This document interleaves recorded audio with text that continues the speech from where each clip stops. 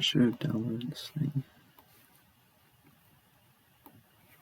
Thank you for finally being able to add new tabs to your folders. Here. I don't think I downloaded this thing. This 86-page document I'm going to read. Can I read 86 pages? Like, I can read, if I can read 20 pages for the auditing quizzes, I can read 86 pages. Oh my god. Like, it's just like reading, it's just like studying for an auditing quiz 4 times in a row. That's all I have to do.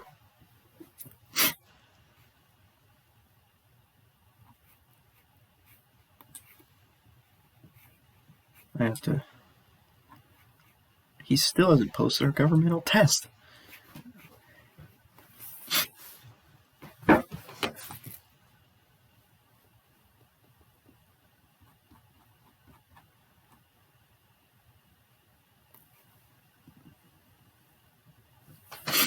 It's so annoying to navigate to this thing. You can't even click this. Stop.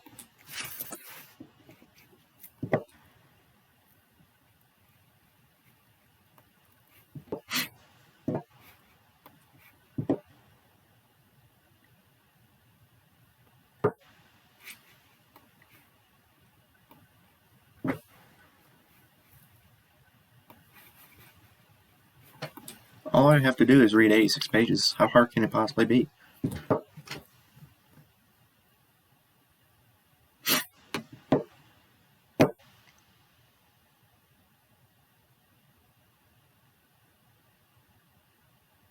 It just said, what is the Green Book? And then...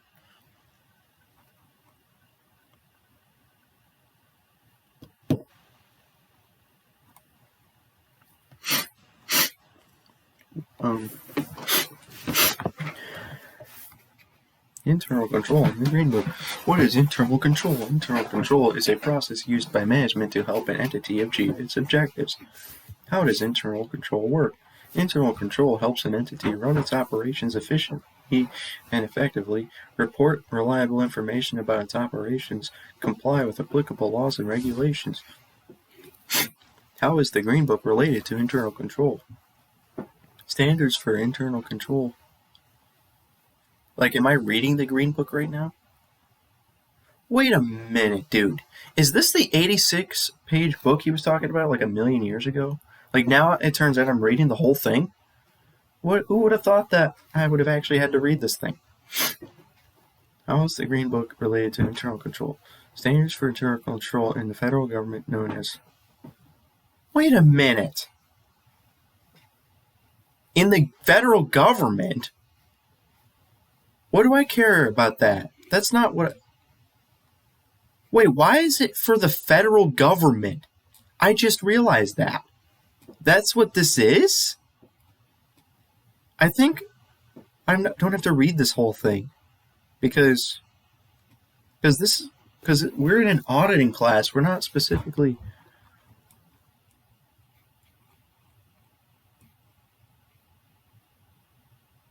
Oh, come on.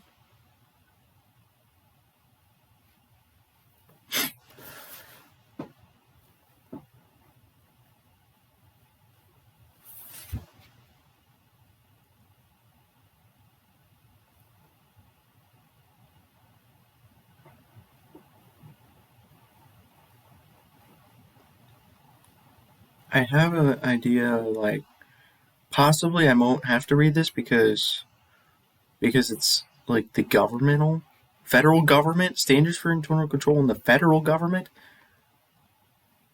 Dude, there's even more stuff at the end. Overview. Okay, you know, I think I don't have to read this whole thing. Like, this is a forward. And then there's how to use the Green Book. An overview of the fundamental concepts of internal control. I mean, I should probably still read that. But if anything is, like, specific to the federal government, then I can skip over it.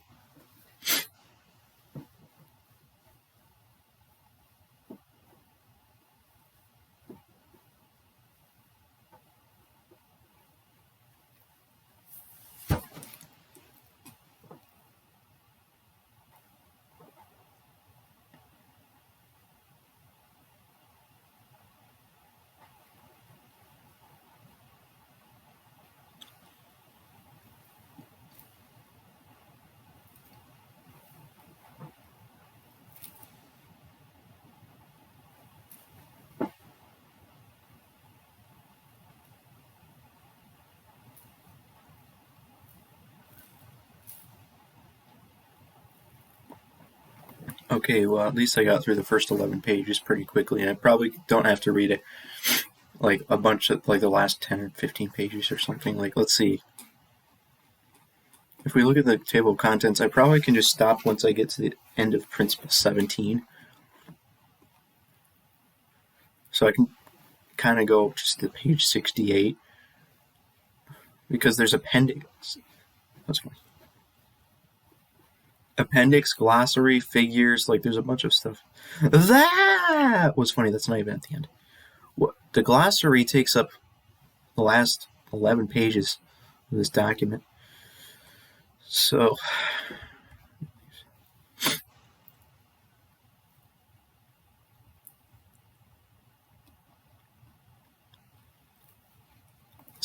we've already gotten to the point where we just need to read 57 pages.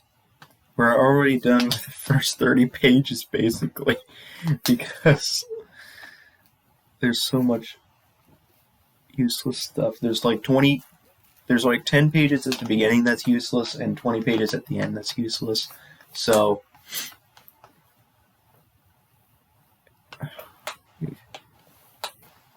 dang.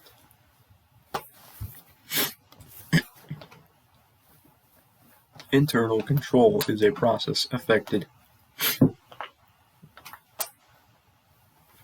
by an entity's oversight, body, management, and other personnel that provides reasonable assurance that the objectives of an entity will be achieved.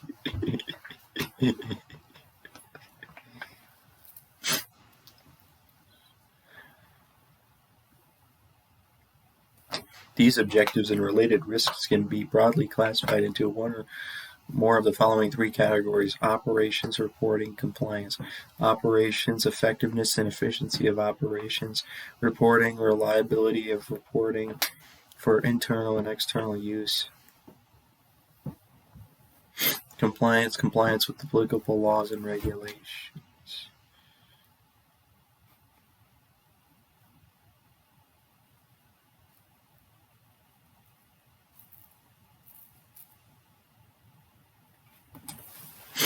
These are distinct but overlapping categories. A particular objective can fall under more than one category, can address different needs, and may be the direct responsibility of different individuals.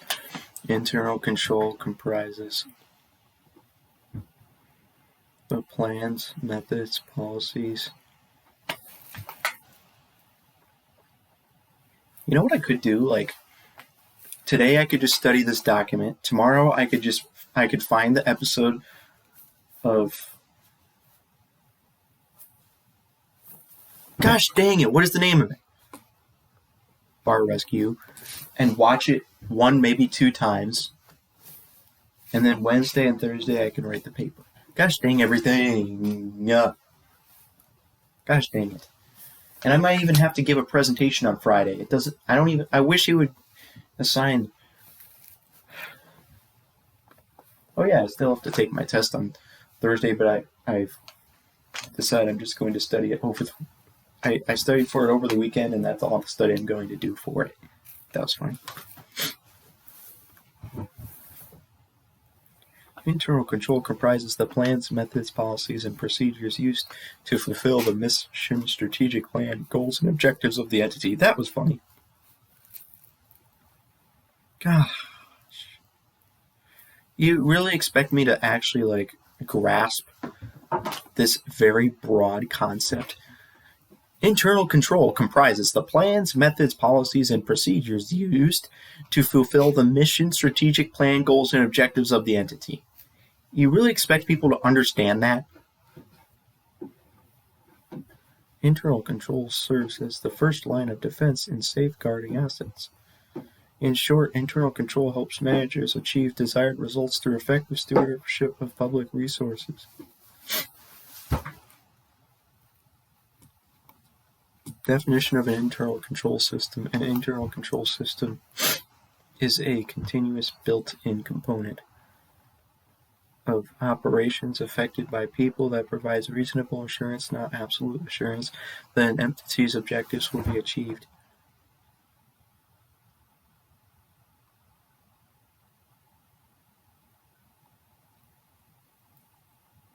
book. This is the green book. Like, dude.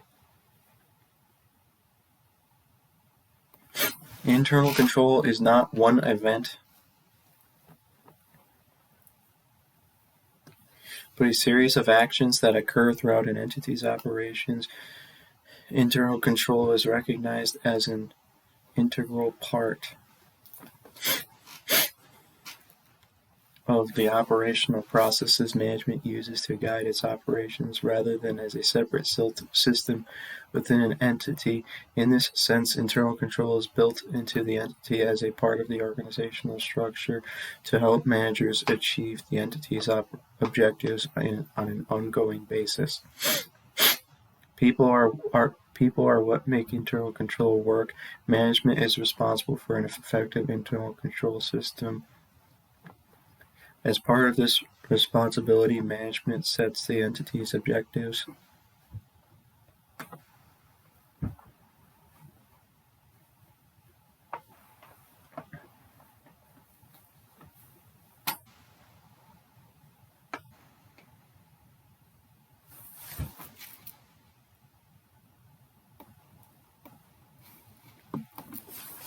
I lost my place.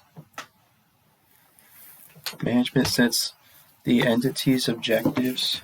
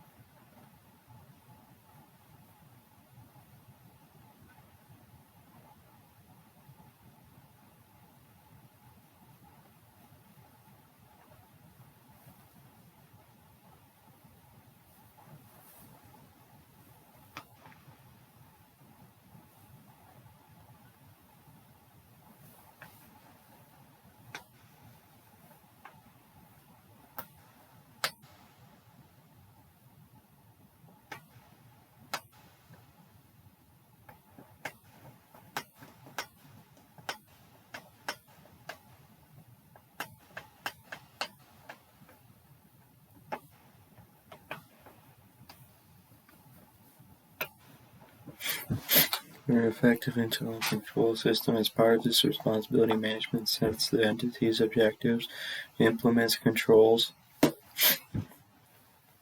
evaluates the internal control system. However, personnel throughout an entity play important roles in implementing and operating an effective internal control system. An effective internal control system increases the likelihood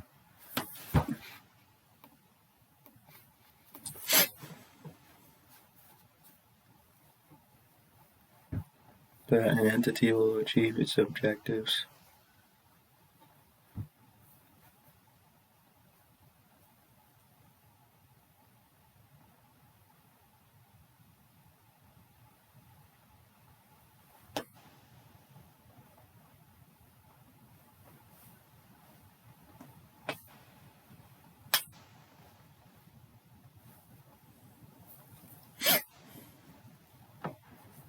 An effective internal control system increases the likelihood that an entity will achieve its objectives.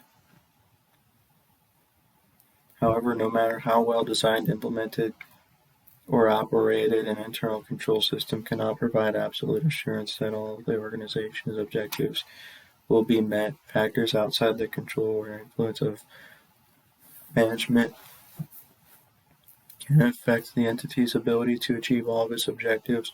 For example, a natural disaster can affect an organization's ability to achieve its objectives.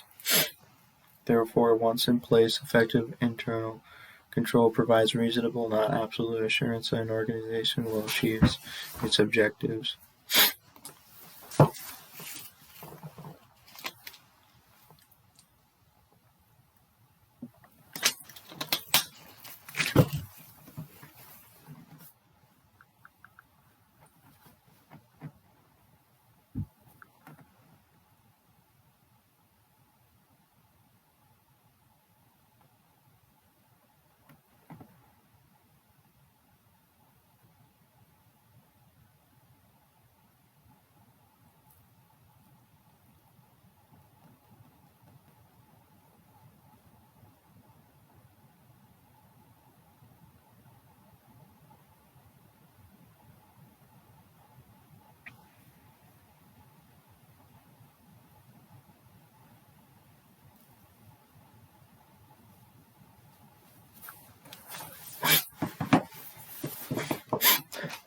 You sniffy. Establishing an effective internal control system. Presentation of standards. The Green Book defines the standards for internal control in the federal government.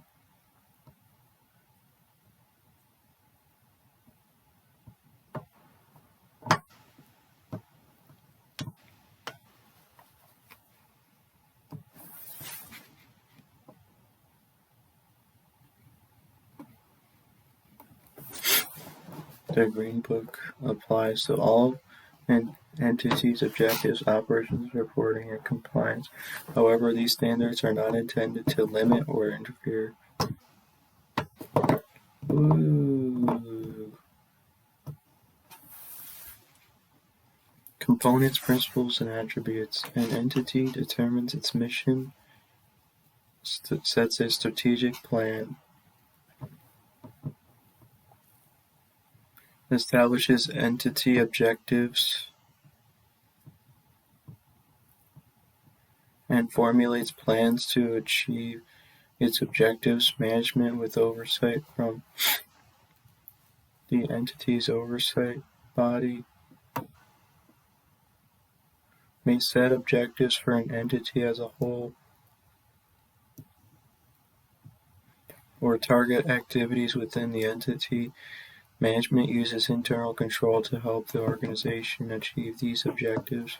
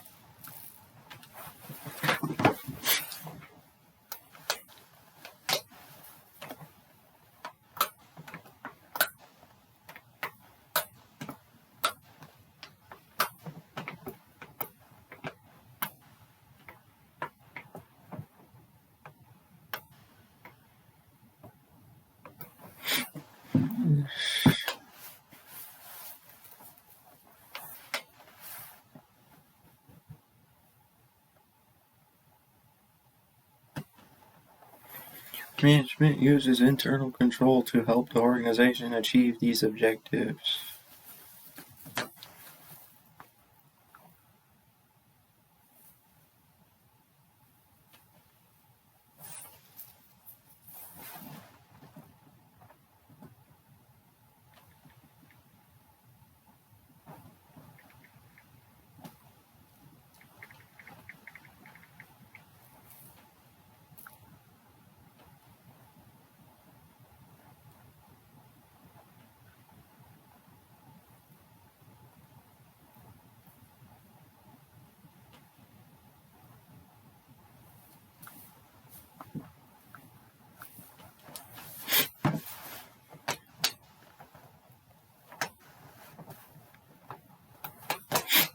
While there are different ways to present internal control,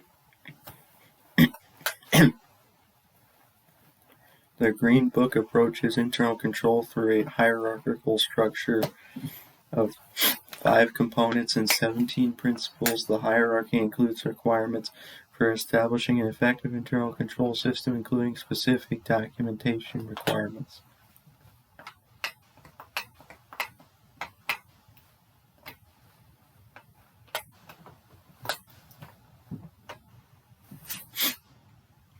The 5 components represent the highest level of the hierarchy of standards for internal control in the federal government. The 5 components of internal control must be effectively designed, implemented, and operating together in an integrated manner for an internal control system to be effective. The 5 components of internal control are as follows: control environment. The foundation for an internal control system. It provides the discipline and structure to help an entity achieve its objectives. Risk assessment assesses the risks facing the entity as it seeks to achieve its objectives. This assessment provides the basis for developing appropriate risk responses. Control activities. The actions management establishes through policies and procedures to achieve objectives and respond to risks in the internal control system, which includes the entity's information system, information and communication, the quality information management and personnel. The quality information management and personnel communicate and use to support the internal control system.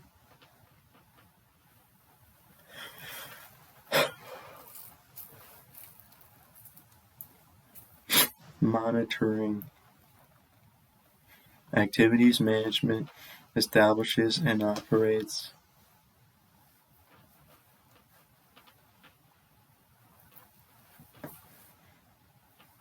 to assess the quality of performance.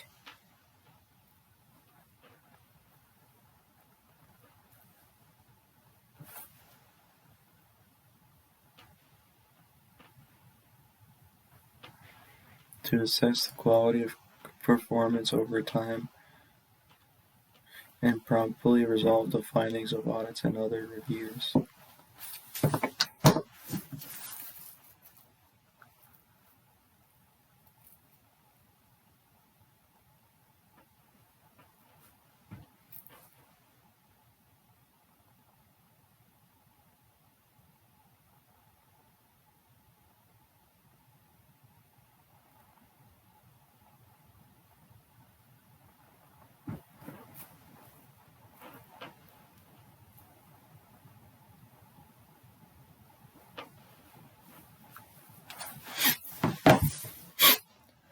The 17 principles support the effective design, implementation, and operation of the associated components and represent requirements necessary to establish an effective internal control system.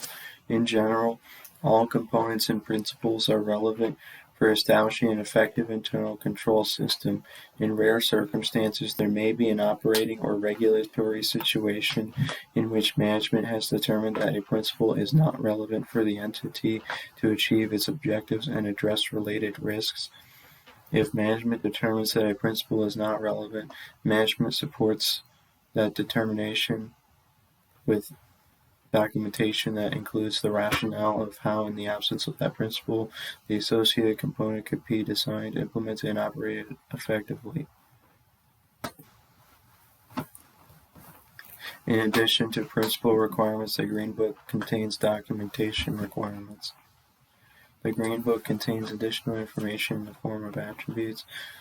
These attributes are intended to help organize the application material management may consider when designing, implementing, and operating the associated principles. Attributes provide further explanation of the principle.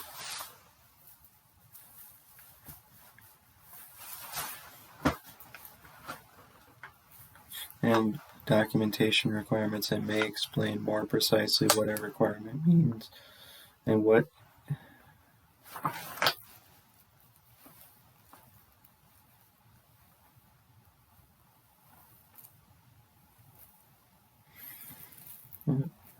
is intended to cover or include examples of procedures that may be appropriate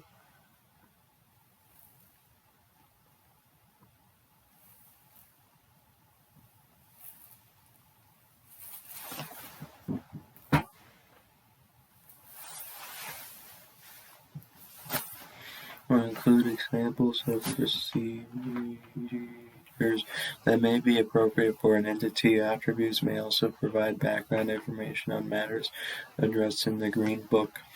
Attributes are relevant to the proper implementation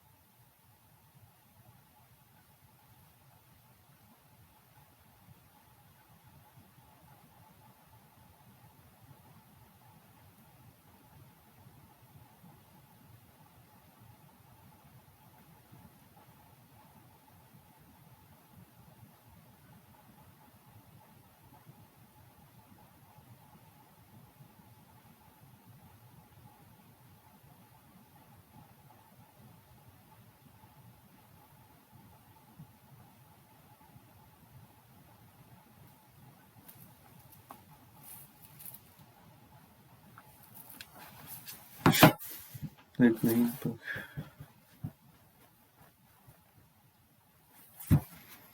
Attributes are relevant to the proper implementation of the Green Book. Management has a responsibility to understand the attributes and exercise judgment in fulfilling the requirements of the standards. The Green Book, however, does not prescribe how management designs, implements, and operates an internal control system.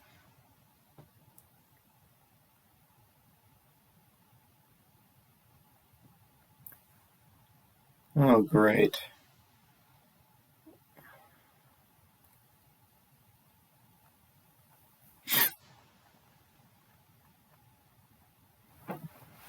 Five, 4, 3, 3, 2. Control environment. The oversight body and management should demonstrate a commitment to integrity and ethical values. The oversight body should oversee the entity's internal control system. Management should establish an organizational structure, assign responsibility, and delegate authority to achieve the entity's objectives. Management should demonstrate a commitment to recruit,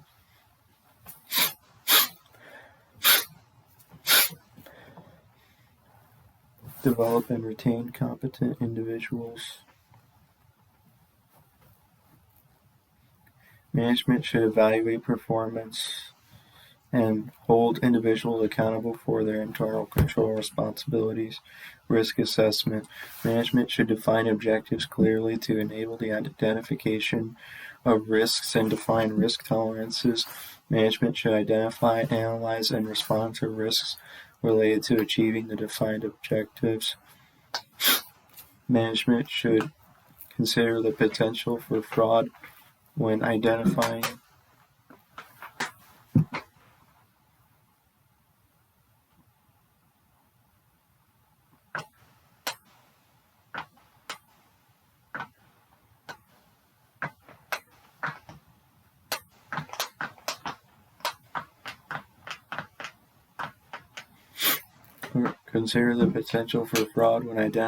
analyzing, and responding to risks. Management should identify, analyze, and respond to significant changes that could impact the internal control system. Control activities. Management should design control activities to achieve objectives and respond to risks. Management should design the entity's information system and related control activities to achieve objectives and respond to risks. Management should implement control activities through policies, information, and communication. Management should use quality information.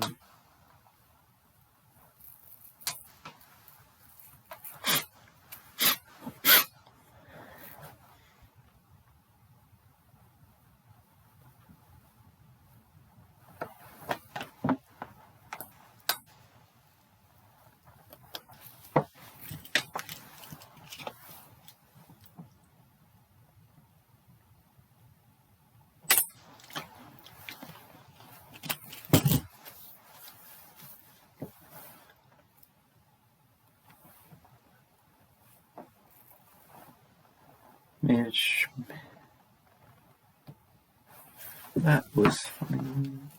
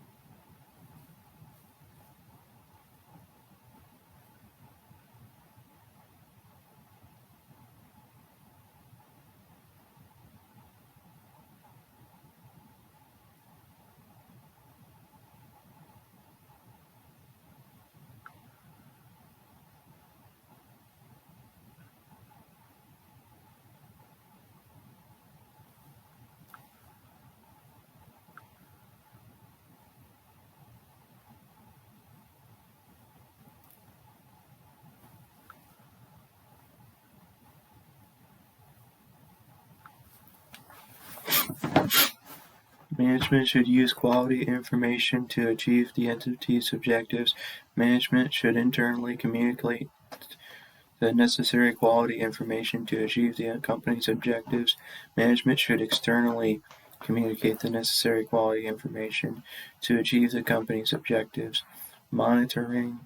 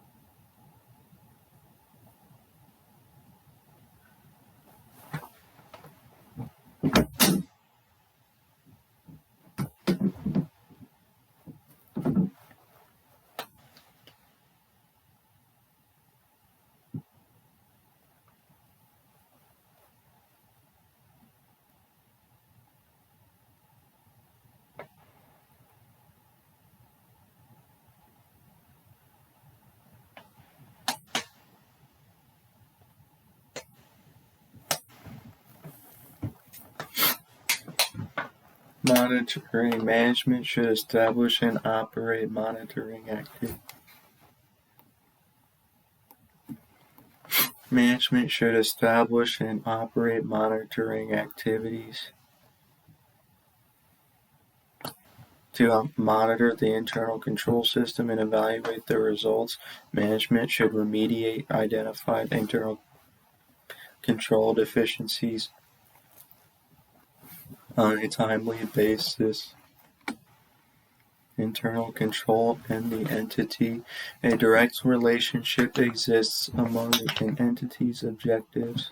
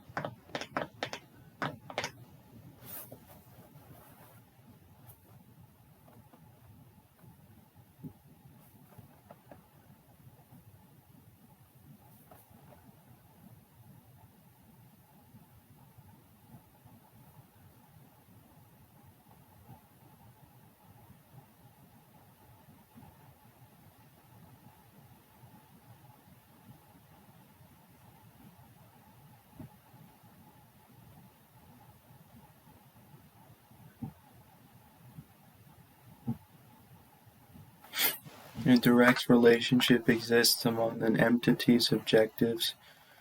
The 5 components of internal control and the organizational structure of an entity. Objectives are what an entity wants to achieve. The 5 components of internal control are what are required of the entity to achieve the objectives. Organizational structure encompasses the operating units, operational processes, and other structures management uses to achieve the objectives. This relationship is depicted in the form of a cube developed by Koso. Ooh.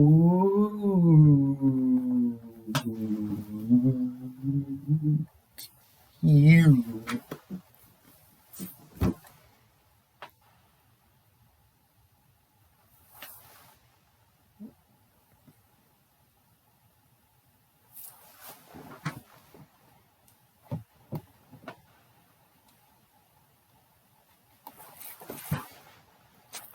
The 3 categories into which an entity's objectives can be classified are represented by the columns labeled on the top of the cube. The 5 components of internal control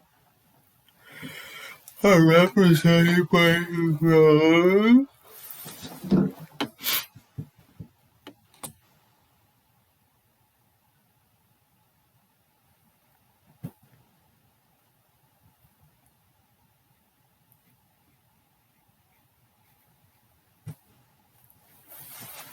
The organizational structure is represented by the 3rd dimension. They have columns, rows, and 3rd dimension.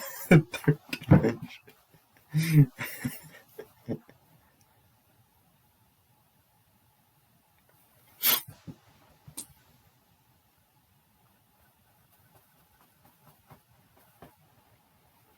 Each component of internal control applies to all 3 categories of objectives in the organizational structure. The principles support the components of internal control.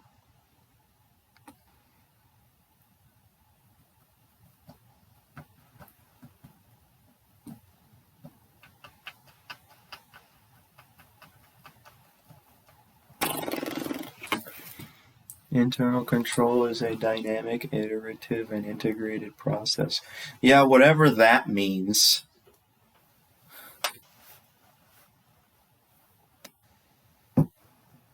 In which components impact the design, implementation, and operating effectiveness of each other. No 2 entities will have an identical internal control system because of differences in factors such as mission, regulatory environment, strategic plan, entity size, risk tolerance, and information technology, and the judgment needed in responding to these differing factors. Roles in an internal control system.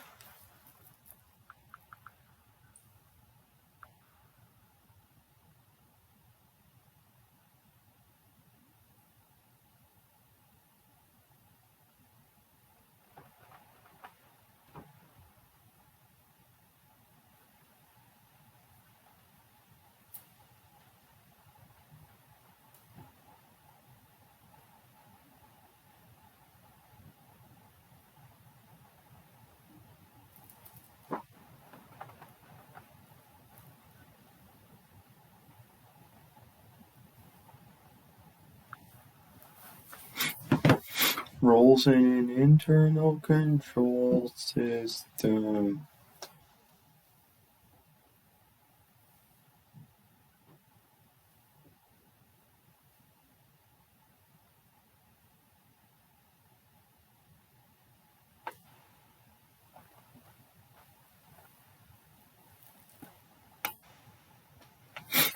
Because internal control is a part of management's overall responsibility.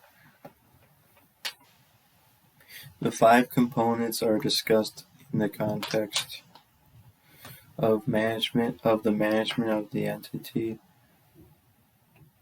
However, everyone in the entity has a responsibility for internal control. In general, roles in an entity's internal control system can be categorized as follows. Oversight body. The oversight body is responsible for overseeing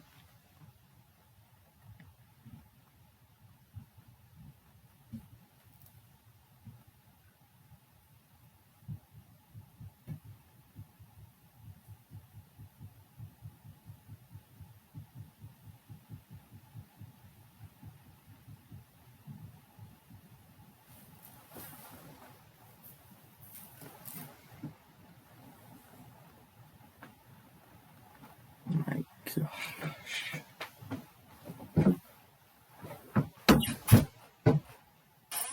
Why do we have to do a PowerPoint presentation? Can't we just give a short speech? I mean, it's going to be such a pain. Like, if there's like 20 people in the class, like, why can't we just give a little speech about a paper? Why do we have to have a PowerPoint along with it?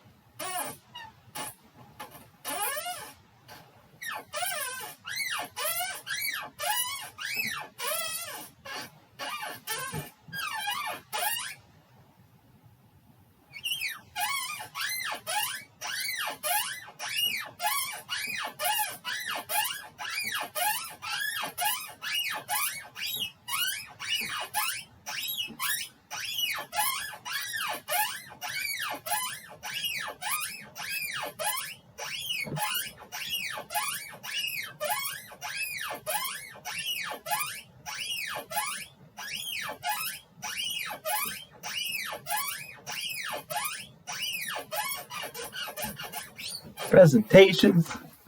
Dang it. Dang it. Dude, I might just to avoid.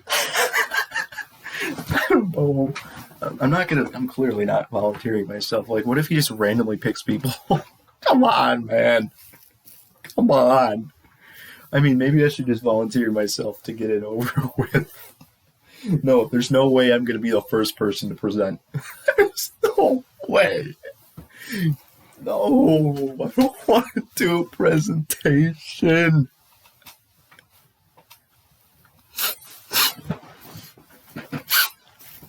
The oversight body is responsible for overseeing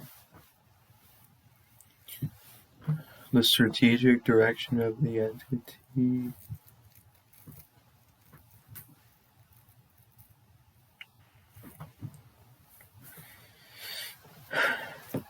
And obligations related to the accountability of the entity.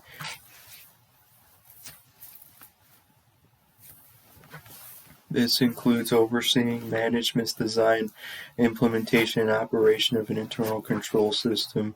For some entities, an oversight body might be one or a few members of senior management. For other entities, multiple parties may be members of the entity's oversight body. For the purpose of the Green Book, oversight by an oversight body is implicit in each component and principle.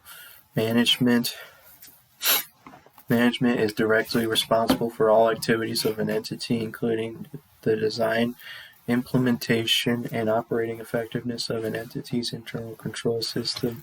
Managers' responsibilities vary.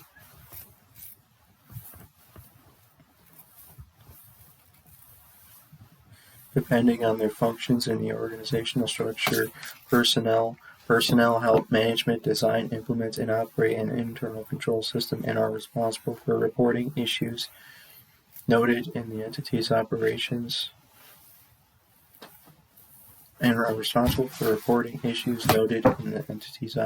Reporting or compliance objectives. External auditors and the Office of the Inspector General, if applicable, are not considered a part of an entity's internal control system, while management may evaluate and incorporate recommendations by external.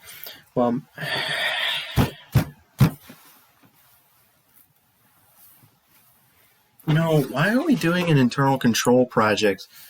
I mean,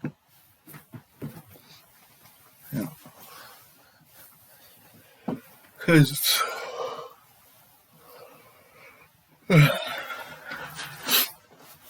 management may evaluate and incorporate recommendations by external auditors, and the OIG responsibility for an entity's internal control system resides with management.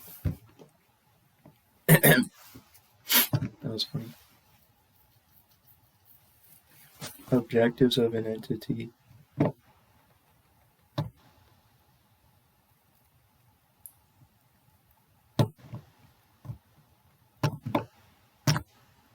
Okay, I just need to see where the actual principles start here.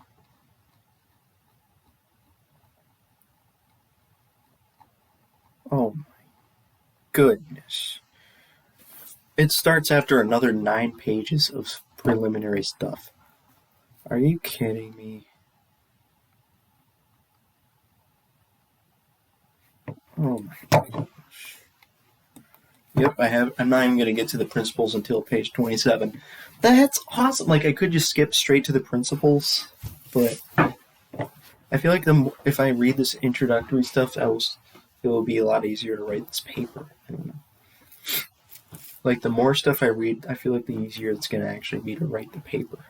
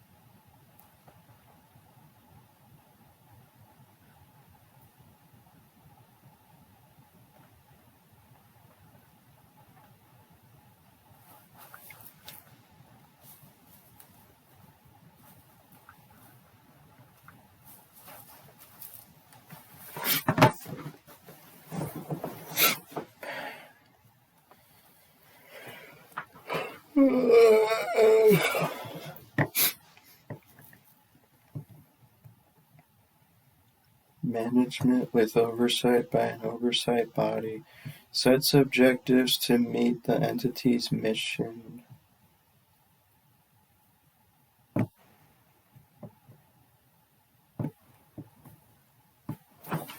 Management with oversight by an oversight body sets objectives to meet the entity's mission, strategic plan, and goals and requirements of applicable laws and regulations. Management sets objectives before designing an entity's internal control system. Management may include setting objectives as part of the strategic planning process. Management as part of designing an internal control system.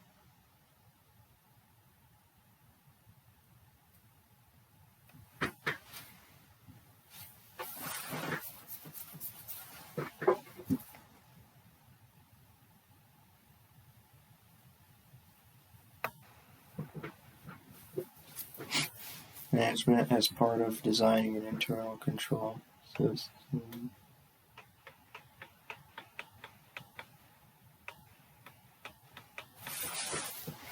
Defines the objectives in specific and measurable terms to enable management to identify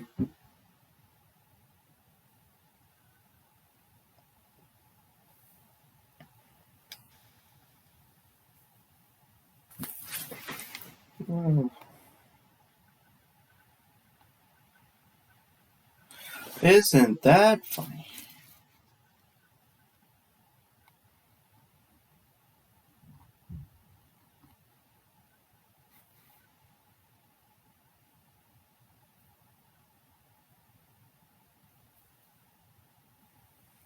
Well, I did the bare minimum in all my group projects.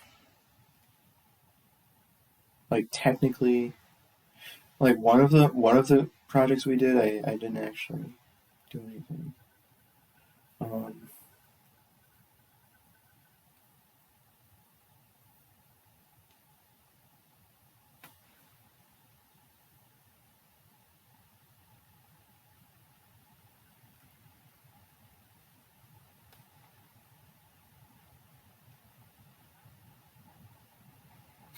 I'm really curious to see what he submitted there. That was funny. Can I please get my grade in governmental? It's kind of dumb to keep checking because now at this point it would just be easier to wait until I get an email notification, which it's funny how it always takes a whole hour to get the notification.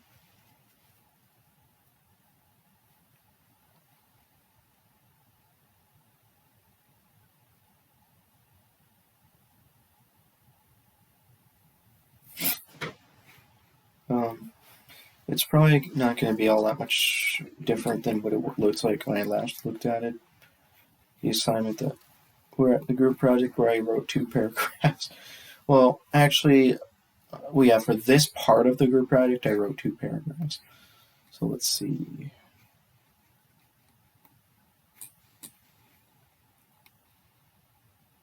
Man, I wonder who wrote all this stuff. Well, it was probably. Also, the way this was written, I wrote these 2 paragraphs. These 2 were supposed to be at the end of the last section, but it was in the wrong order. So yeah, it looks like the original paragraph that Kaylee wrote is just the one that we ended up with. What about Zach's section? Did he write anything else here? I don't know if he did. I think he may have just left it as it was. Oh my gosh.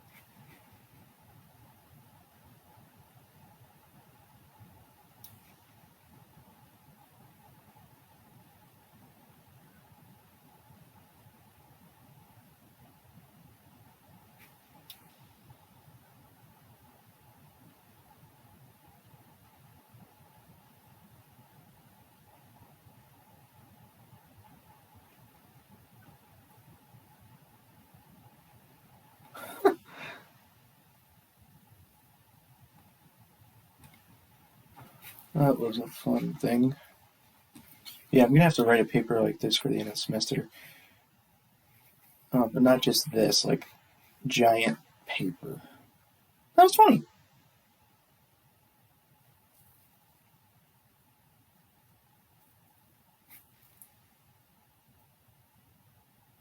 Well, I don't understand why he made this comment.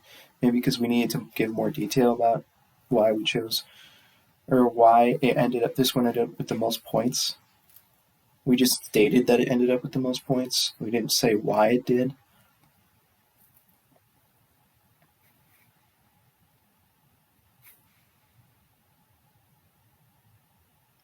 Funny how we didn't include a reference list.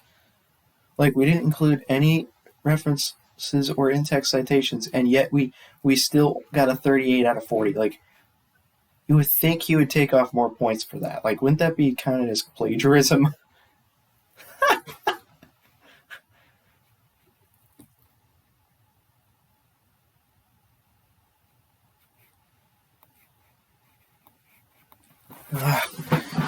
Oh.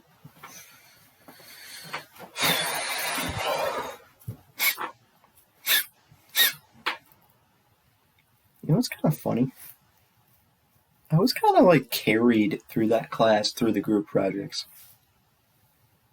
Because I really only wrote, there was only like 3 individual papers, and I wrote one of the 3. And all the rest of the papers were groups for the group projects. Groups. Like, dude, like there were like 10 papers in the class, and like 7 of them were group papers and 3 of them were individual projects, and I only wrote one of the 3 individual papers. like, I barely did anything. Oh.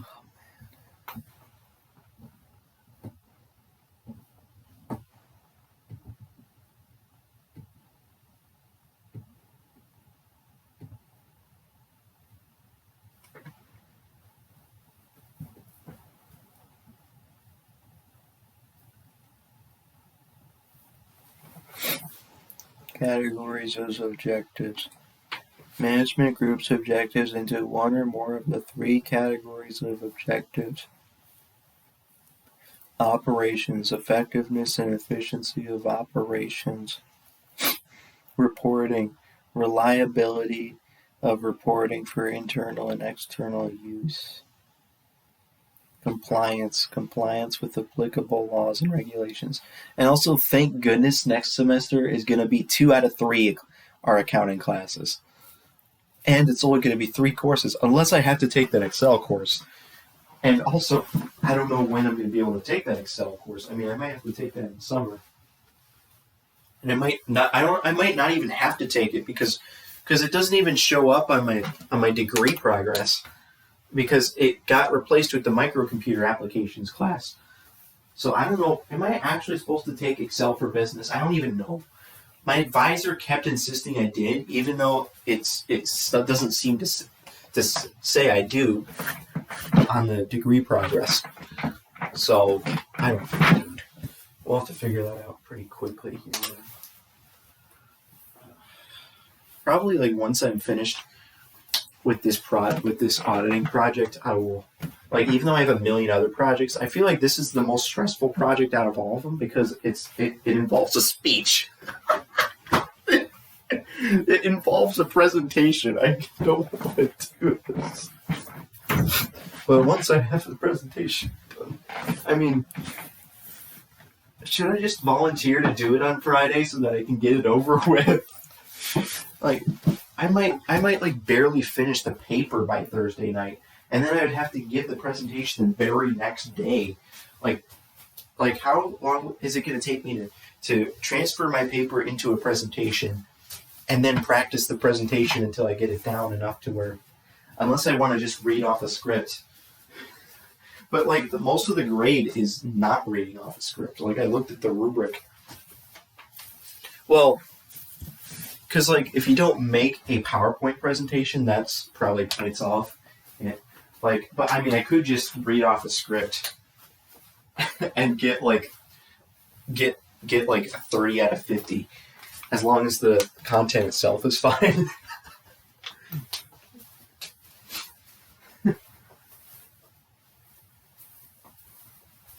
Gosh dang it. I haven't even started this thinking project. All I've been doing is reading one of my sources for my or my main source for my project. Well, one of my two main sources, because it's going to be a TV show and this.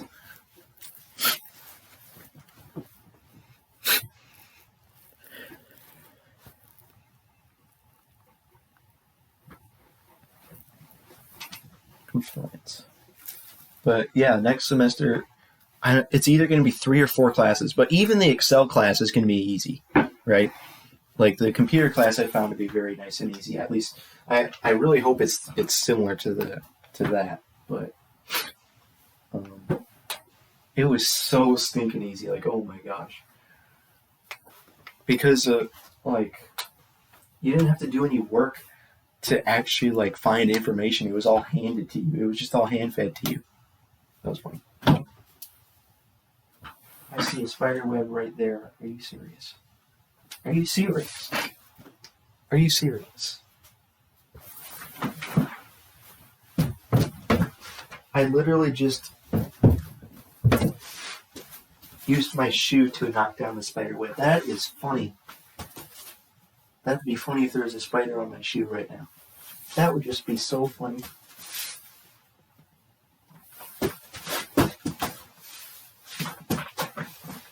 Can there please not be a spider on my shoe?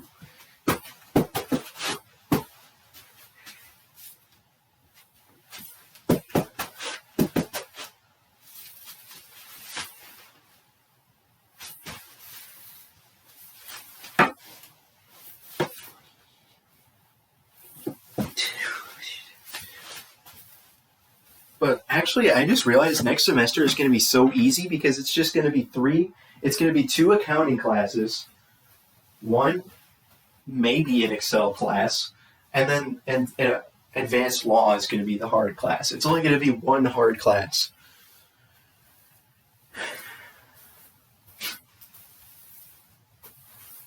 I mean, this semester, I don't know, because like government was weird.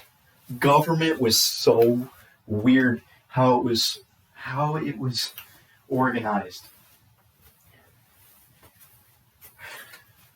And auditing was kind of, and since it's like in the middle, because I mean, most of the class of auditing was literally just reading stuff and then taking quizzes over the readings. And now I have these projects at the end. I have this I have 3 projects for auditing at the end of the semester. This project right here, a memo, and then a CPA study program that I have to do. I don't even know how long it's going to take me. And what if I'm waiting too long to do it? I'm literally going to wait till like 2 days before it's due to even do that thing. And also, why did he make it due on Tuesday? Why didn't you just make it due at the end of the semester? He made it due on Tuesday. I wish I had more time. So, like, I have these 3 projects for mine. So, like, all these 3 projects are going to single-handedly make this a hard class. Like, the rest of the class was not that bad, but then these 3 projects are making it ridiculously hard. Probably just because I'm waiting till the end of the semester to do all 3. And then government was so weird because it was extremely hard to study for that test, and it was extremely hard to do that cities project. But after that, it's like not too bad.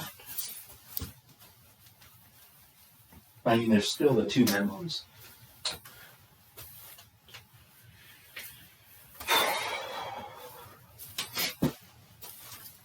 And the only reason it was extremely hard to study for the test was because I waited till 2 days before. He had to test over 10 billion cajillion things at the end of in like early April.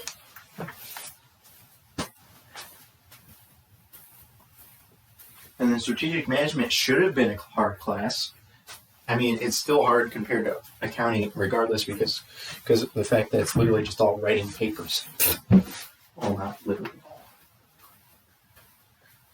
But I kind of got lucky with my strategic management class because the professor is very lenient, and like I could even get even more lucky if he actually grades those reading assignments at 200 points per assignment. And the fact that a lot of the assignments were group projects, so I didn't actually have to do like, not only were they group projects, but they were, the group itself was 6 people. Like, if you divide work among 6 people, it's not going to be that much work for each person. And also the fact that I may have slacked off a bit, and that was funny. So, like, I literally consider intermediate accounting 2 to be my easiest class this semester. I mean, it kind of was, though. Even though it was very, very, very, very stressful to study for those 2 tests and take them because I waited till the day before or the day of to study for those tests, and the tests themselves were over 2 hours long. But other than that, the class, I barely had to do anything. I just had to pay attention in class pretty much. Because the homework assignments are kind of free, the way he set them up, because it basically gave you the answer if you just click submit 3 times, it'll just give you the answer. So at the end of the day, I basically just ended up not doing the homework. I would just... And what did I just say in my YouTube video? I was going to read 86 pages. Gosh dang it!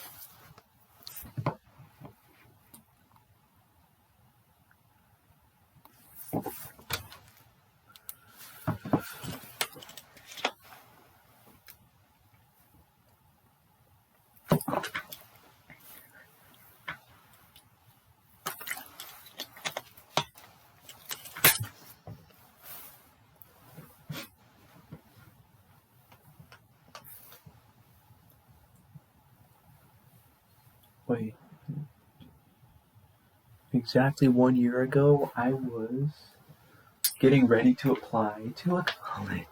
Okay. So, well, exactly 1 year ago, I was getting ready to start summer classes. When did I start the summer classes? June? I think it was June.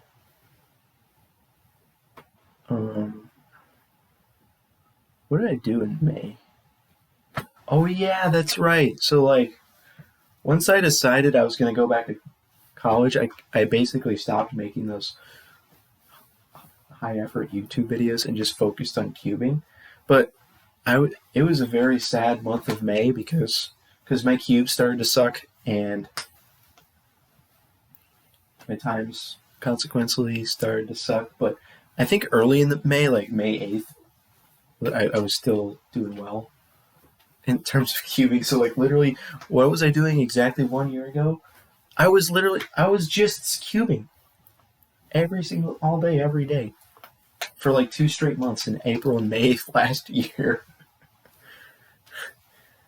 That's how I ended up getting my average down to sub 8 just from doing that.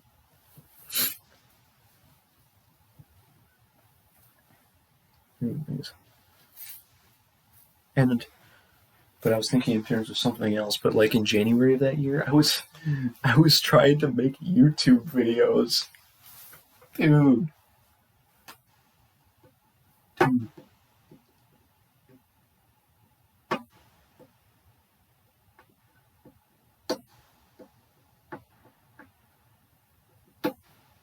Last semester was weird. Like, I keep thinking last semester was easy, but then I remember how incredibly stressful the accounting information system class was. But at the same time, it was only once a week. It's this weird balance of very, very, very stressful Tuesdays, but at the same time, it's only once a week. So I only have to be stressed once a week. And like, I didn't really have too much homework in that class, and mostly because of the fact that he kind of structured the class so that you would do all of your homework in class. And that was the stressful part about it, is he wouldn't give us the assignment until the day of the class. and then we would have to finish the assignment within the class. So I really had to work hard to do that within the class. Because sometimes because if we hadn't had that, I bet it would have taken like a million years to do each assignment. It basically forced me to rush through every assignment.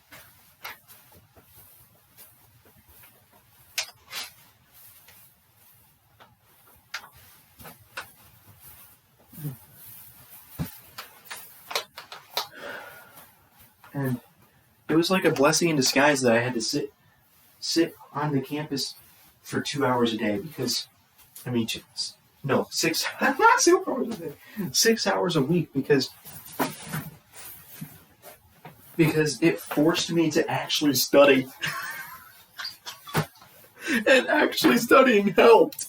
Who would have thought that studying for a class actually helps?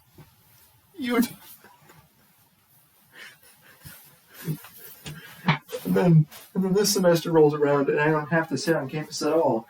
So then I literally don't study for governmental accounting until 2 days before the test. Literally, I basically didn't study for that class for the first 2 months of the class.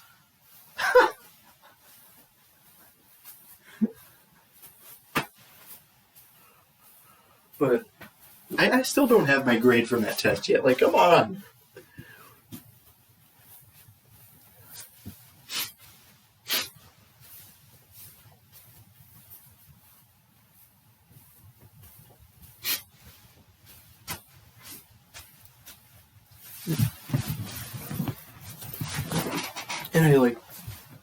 And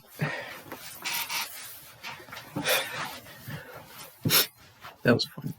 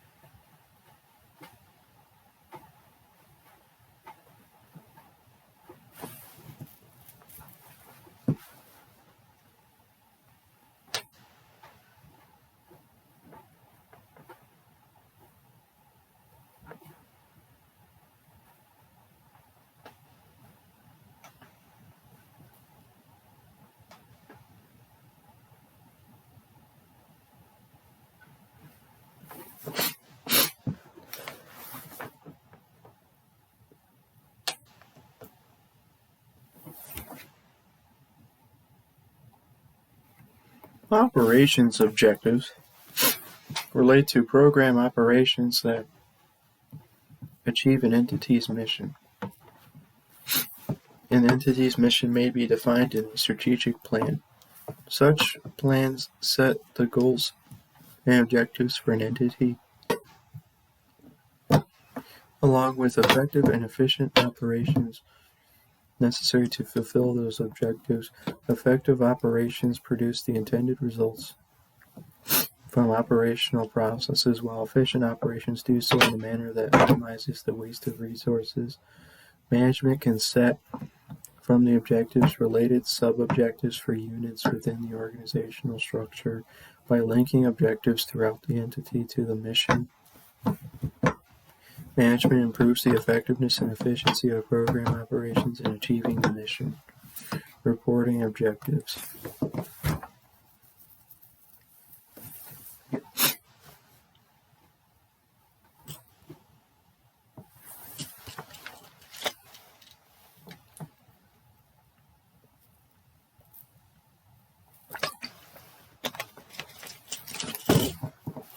Reporting objectives.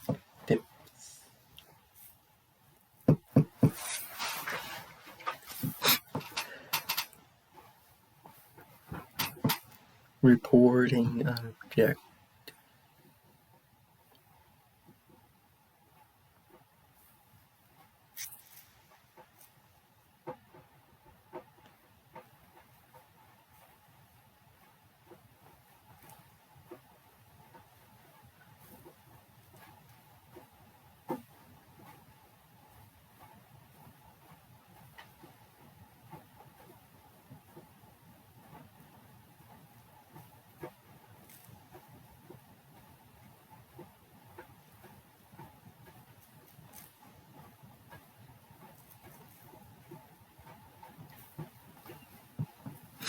Reporting objectives relate to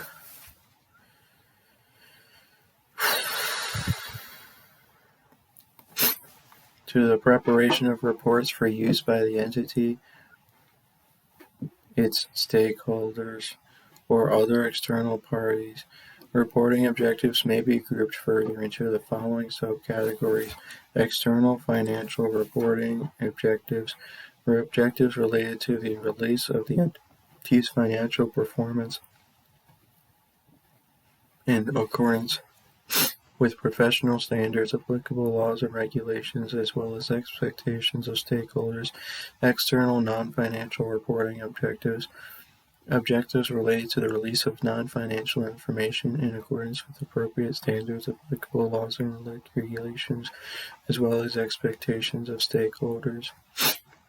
Internal financial reporting objectives and non-financial reporting objectives related to gathering and communicating information needed by management to support decision-making and evaluation of the entity's performance. Compliance objectives.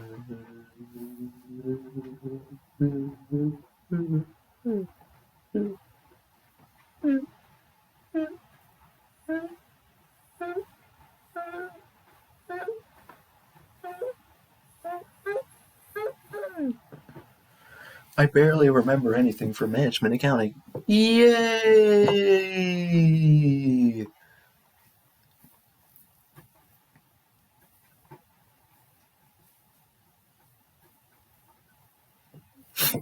Compliance objectives.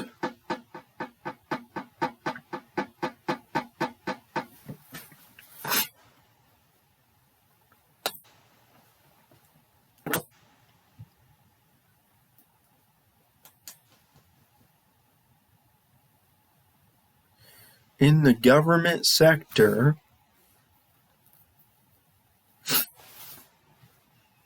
objectives related to compliance with applicable laws and regulations are very significant. Laws and regulations often prescribe a government entity's objective structures, methods to achieve objectives, and reporting of performance relative to achieving objectives. Management considers objectives in the category of compliance comprehensively for the entity and determines what controls are necessary to design, implement, and operate for the entity to achieve these objectives effectively. Management conducts activities in accordance with applicable laws and regulations. As part of specifying compliance objectives, the entity determines which laws and regulations apply to the entity. Management is expected to set objectives that incorporate these requirements. Some entities may set objectives to a higher level of performance.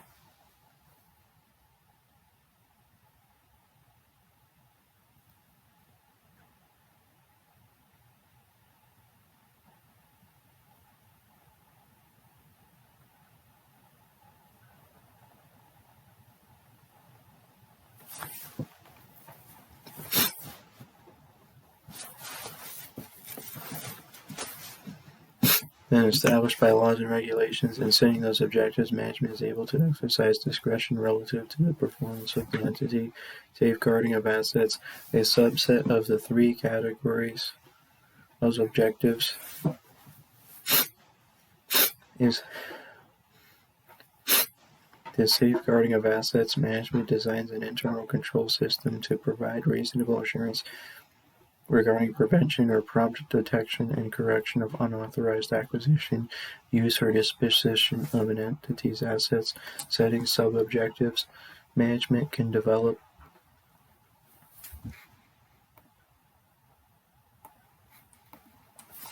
from objectives more specific sub-objectives.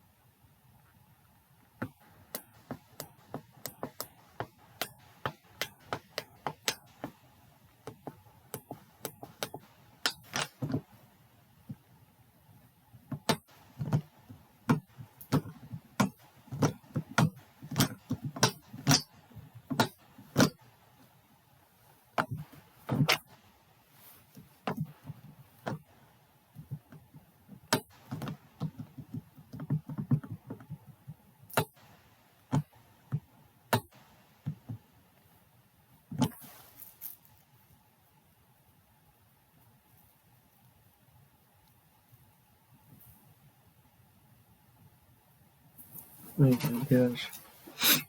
Man, it's funny how I already want the NFL season to be back. I got sick of the NFL last season at like maybe I don't know. Slowly over time until the playoffs started, I was so sick of it. And then it took me all the way until May to want to get back into the NFL. And now it's May, and now I really want it to start again. But unfortunately, we actually have to wait until September. So dang it.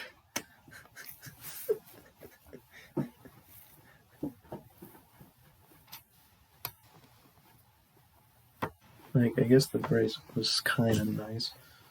But then, why does the break have to last 8? Is it like 8 months? Let's see. I mean, technically, if you start from February, it's kind of like February, March, April, May, June, July, August. So 7 months. If you just don't count the Super Bowl, because if you don't count the Super Bowl, then you have to wait those months. So 7 months.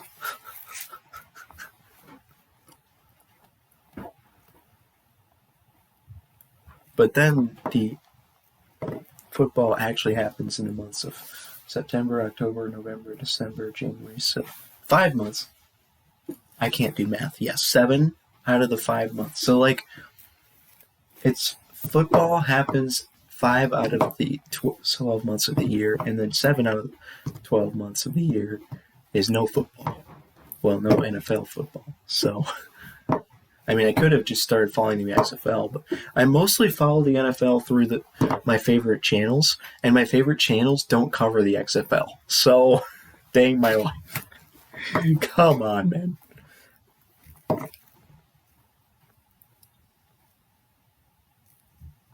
If only my favorite channels cover the XFL, because then I would have football all year round. Well, not exactly, because the XFL didn't it start in when did the XFL start? And there was also the USFL. When did the USFL happen? I can't remember. When was the USFL? Because like maybe the USFL happened, and then, oops. Where's the 2022 USFL?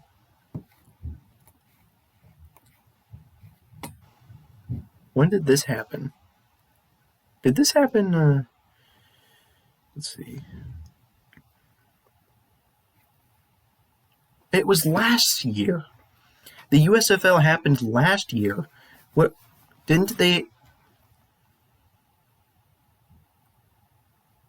Like I remember when this happened. Did they have a 2023 season? I mean, I'm guessing they didn't. Like because like I would have heard about it, wouldn't I? Like why didn't it continue to the next year? Let's see.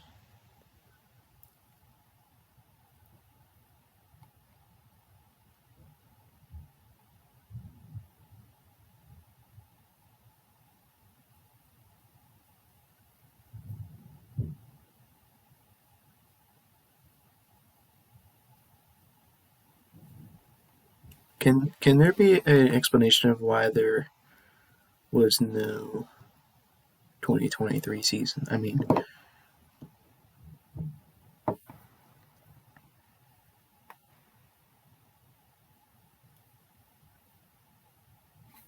here we go. Here's the 2023 season. What? It is happening? I didn't know that. I didn't know about that. How is nobody talking about this? Like none of my football channels I follow on that I'm subscribed to have mentioned the USFL. They've only mentioned the XFL. What?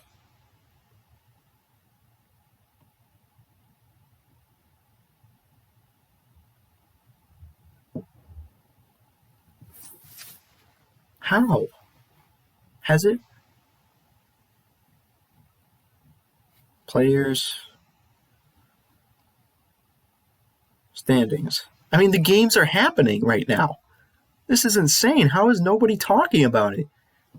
It's just happening in the background without any coverage at all by any of my channels. How? Because they're covering the XFL instead. But, like,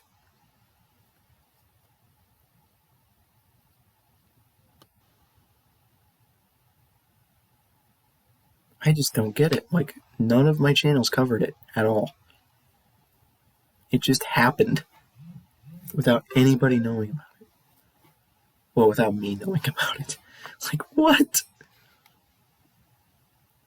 I just don't get it. Like, the USFL and the XFL are happening at the same time.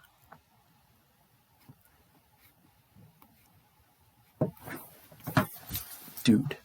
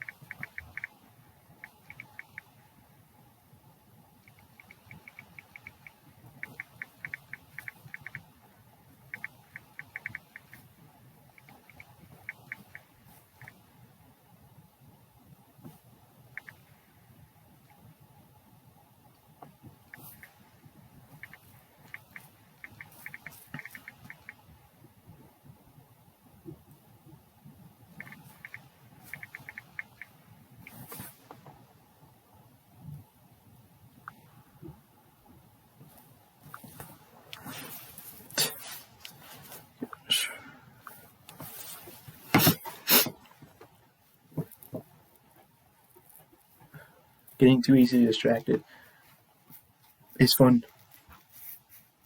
There's no way I have ADD or ADHD. Just because I get distracted easily, I basically just let myself get distracted because I don't feel like doing this. I don't think that makes somebody, that's the only criteria for somebody to have ADD. And the fact that I always have to have a fidget. No. Management. Setting sub-objectives.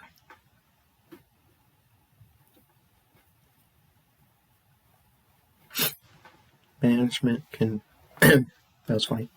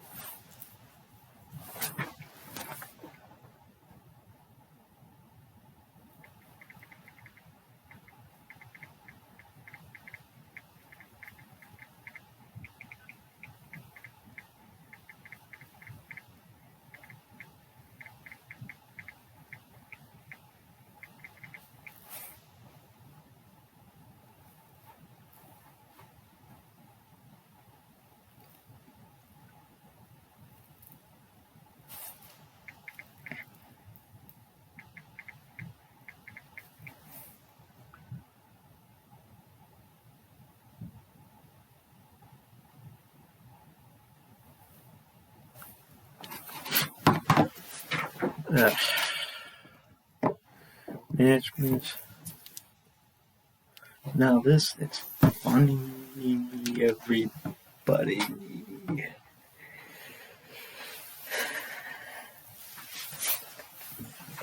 Management can develop from objectives. More specific sub-objectives throughout the organizational structure. Management defines sub-objectives in specific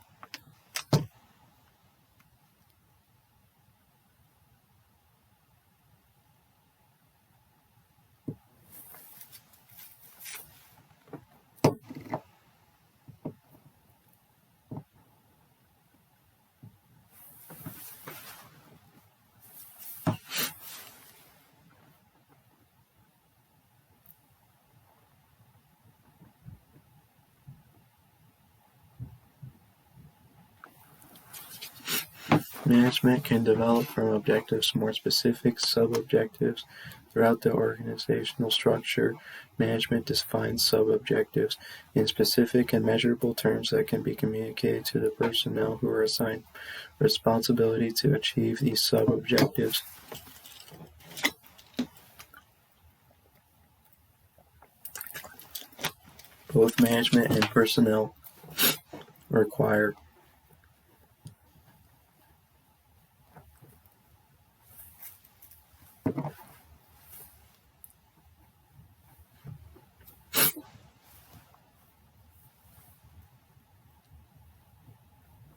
Both management and personnel require an understanding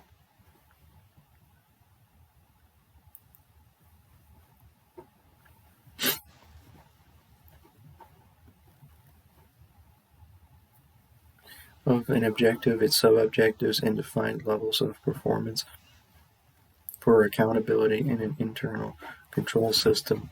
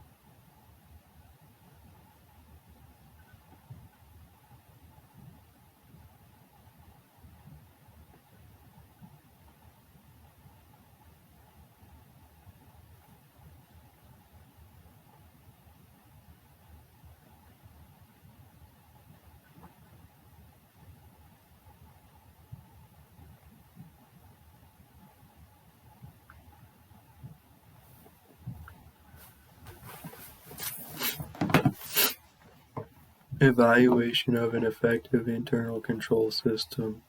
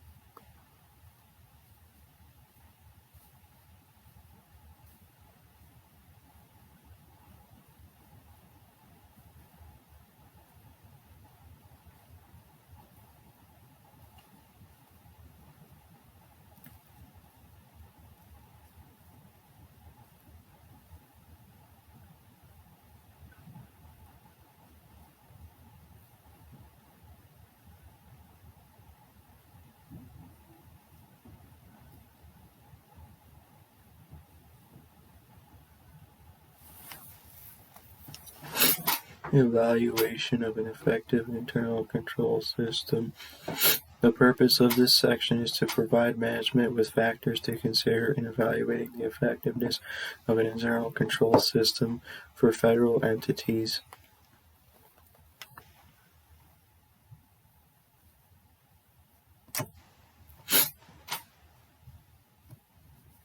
OMB Circular Number A323 provides specific requirements on how to perform evaluations and report on internal control in the federal government. Non-federal entities may refer to applicable laws and regulations as well as input from key external stakeholders when determining how to appropriately evaluate and report on internal control. Factors of effective internal control. An effective internal control system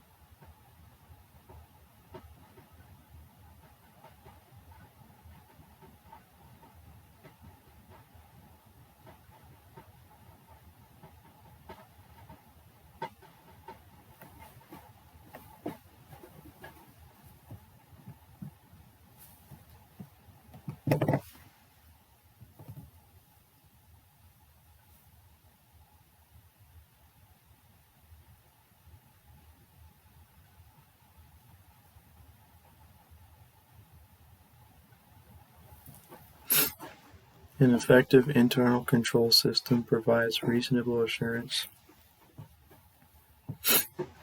that the organization will achieve its objectives as stated in Section 2 of the Overview. An effective internal control system has each of the 5 components of internal control effectively designed, implemented, and operating, and the 5 components operating together in an integrated manner. To determine if an internal control system is effective, management assesses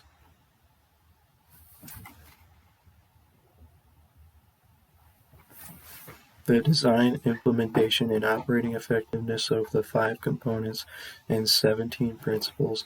If a principle or component is not effective, or the components are not operating together in an integrated manner, then an internal control system cannot be effective. Evaluation of internal control.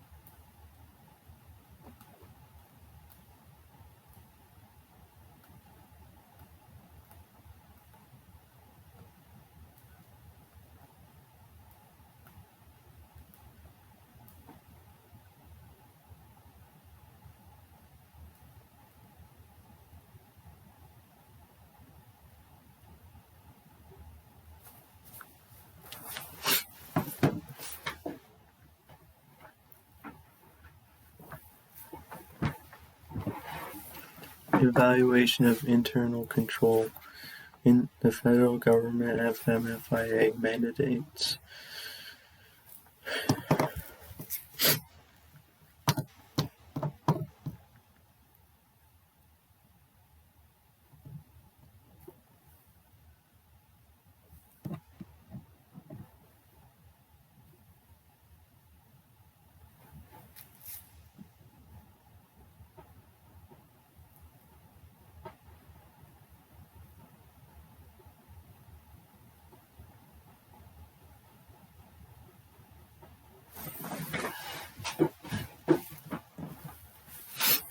In the federal government, FMFIA mandates that the head of each executive branch agency annually prepare a statement as to whether the agency's systems of internal accounting and administrative controls comply with the requirements of the Act.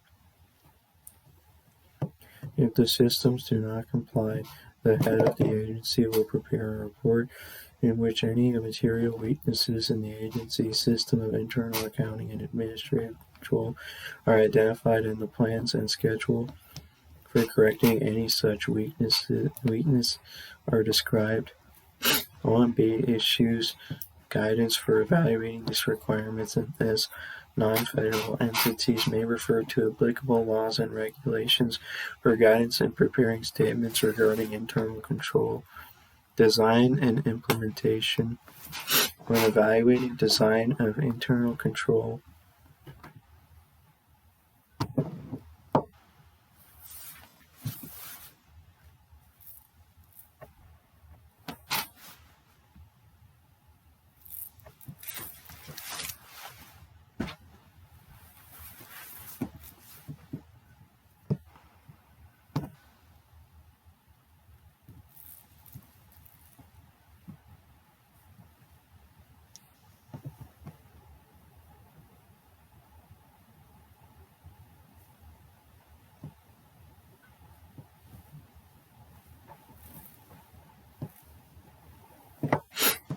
When evaluating design of internal control.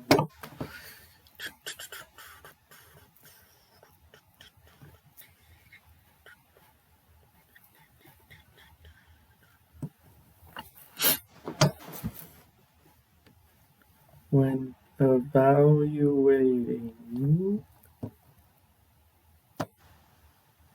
design of internal control.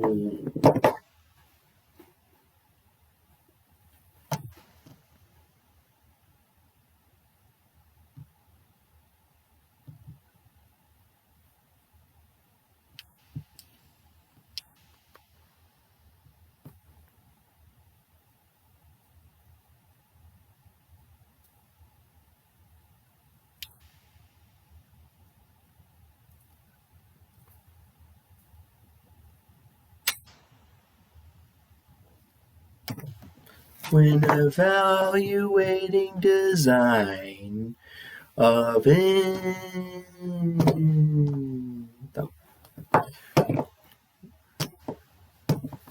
many projects do I have? It's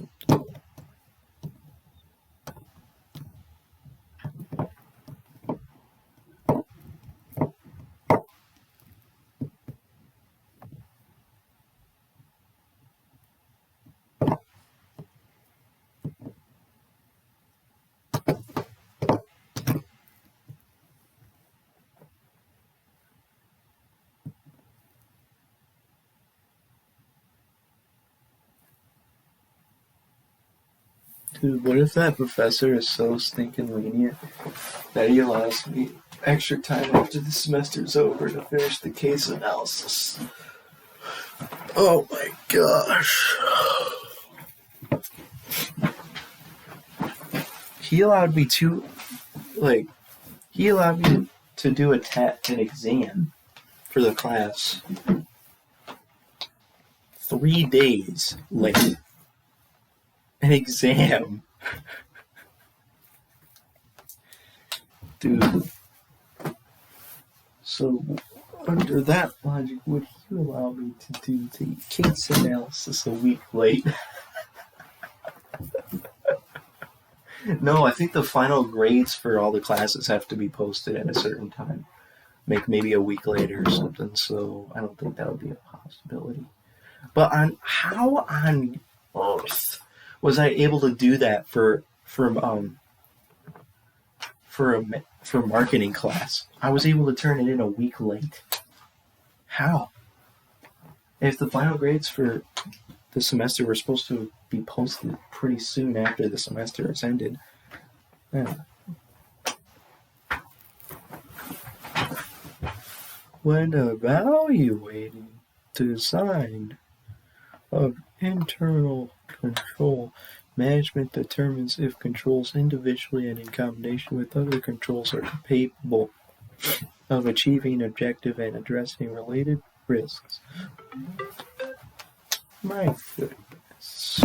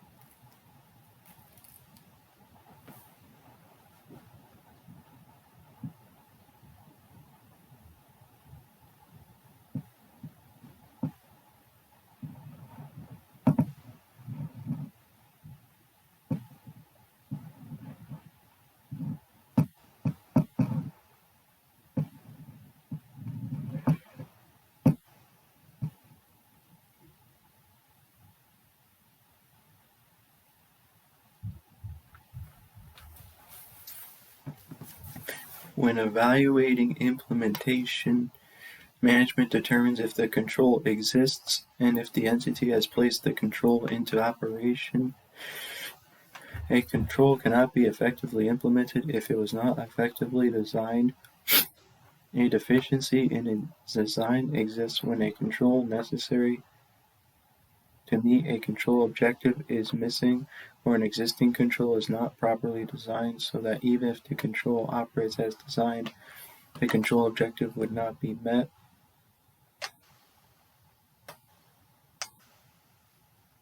A deficiency in implementation exists when a properly designed control is not implemented correctly in the internal control system.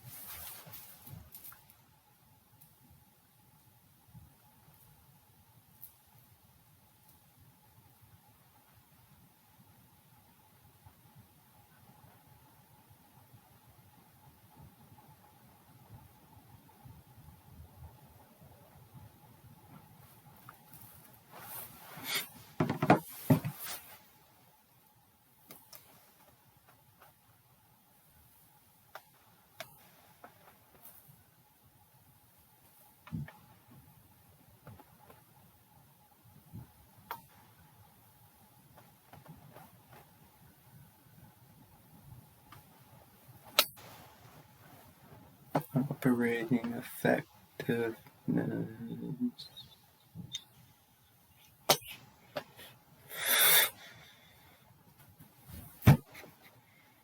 Effect of deficiencies on the internal control system.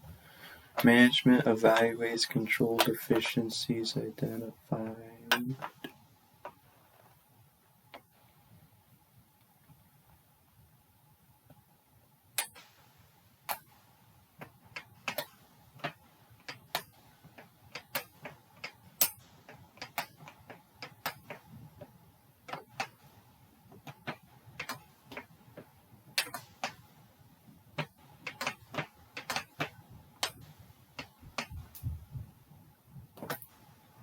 Management evaluates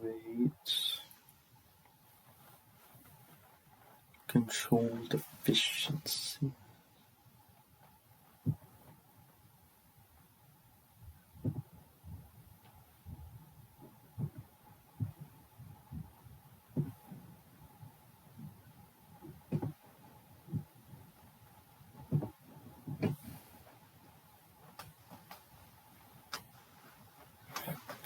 Identified by management's ongoing monitoring of the internal control system, as well as any separate evaluations performed by both internal and external sources. A deficiency in internal control exists when the design, implementation, or operation of a control does not allow management or personnel in the normal course of performing their assigned functions to achieve control objectives and address related risks. Management evaluates the significance of identified deficiencies.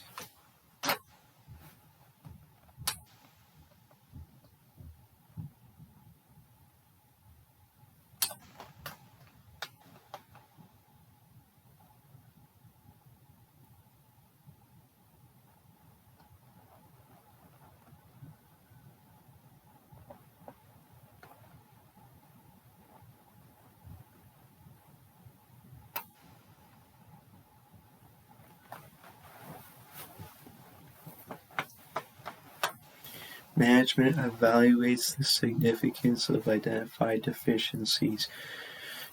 Significance refers to the relative importance of a deficiency to the entities achieving a defined objective. To evaluate the significance of the deficiency, management assesses its effect on achieving the defined objectives at both the entity and transaction level. Management evaluates the significance of a deficiency by considering the magnitude of impact,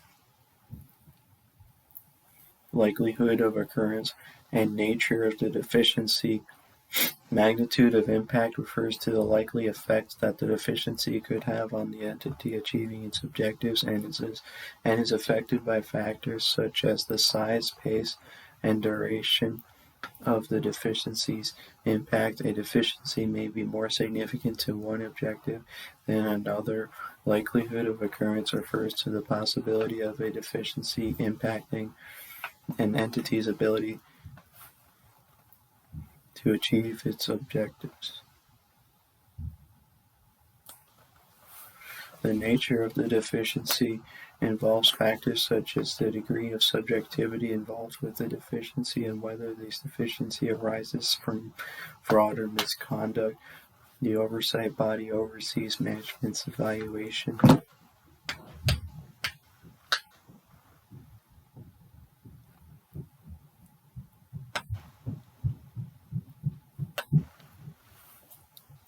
Of the significance of deficiencies so that deficiencies have been properly considered.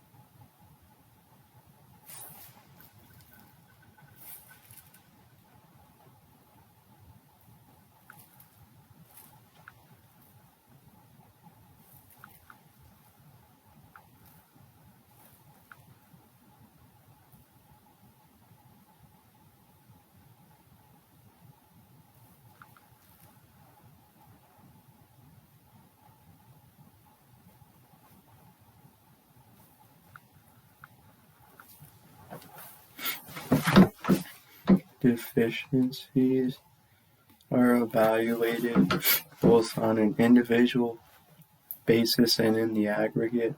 Management considers the correlation among different deficiencies or groups of deficiencies when evaluating their significance. Deficiency evaluation varies by entity because of differences in entities' objectives. For each principle, management makes a summary determination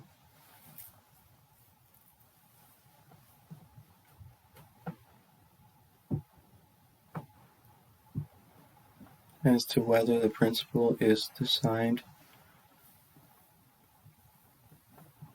implemented, and operating effectively. The management considers the impact of deficiencies identified in achieving documentation requirements as part of the summary determination. Management may consider the related attributes as part of this summary determination. If a principle is not designed, implemented, or operating effectively, then the respective component cannot be effective.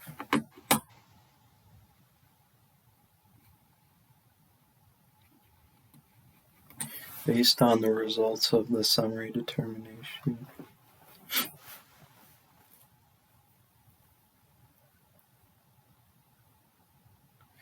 for each principle, management concludes on the design, implementation, and operating effectiveness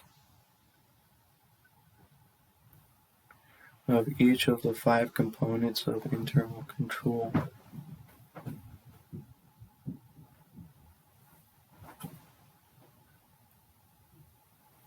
Management also considers if the 5 components operate together effectively, if one or more of the 5 components are not effectively designed,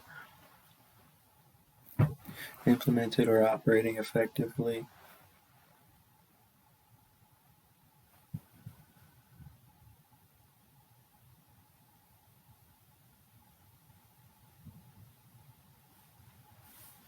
or if they are not operating together in an integrated manner, then an internal control system is ineffective. Judgment is used in making such determinations, which includes exercising reasonable care. Section 4, additional considerations. Service organizations. Management may engage external parties to perform certain operational processes for the entity, such as accounting and payroll processing, security services,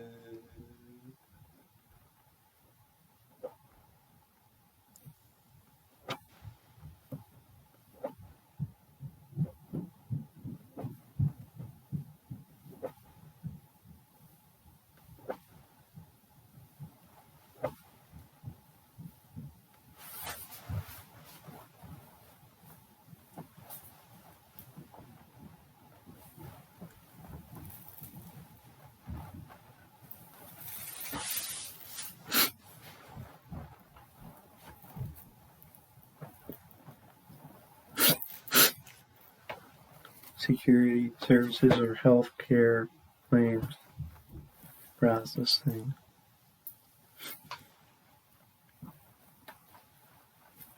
For the purpose of the Green Book, these external parties are referred to as service organizations. Management, however, retains responsibility for the performance of processes assigned to service organizations. Therefore, management needs to understand the controls each service organization has designed, has implemented, and operates for the assigned operational process, and how the service organizations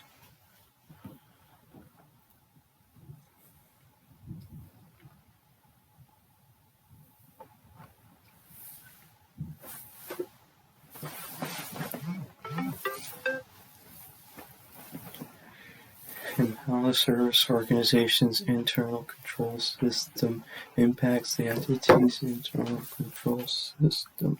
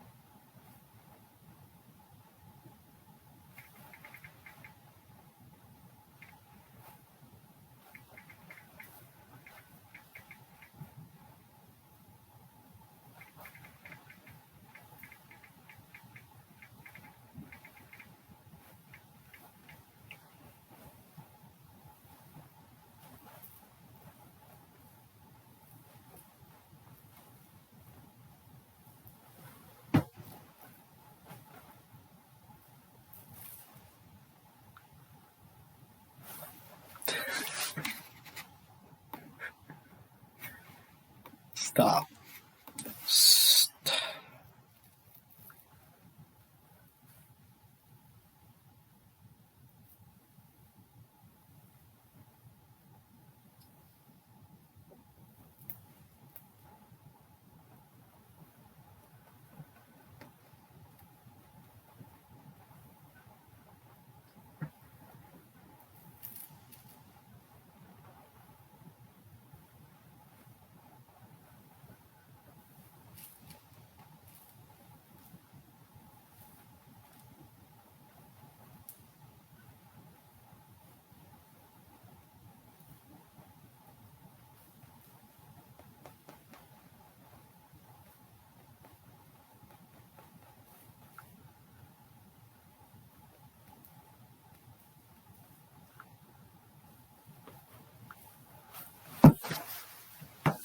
Okay.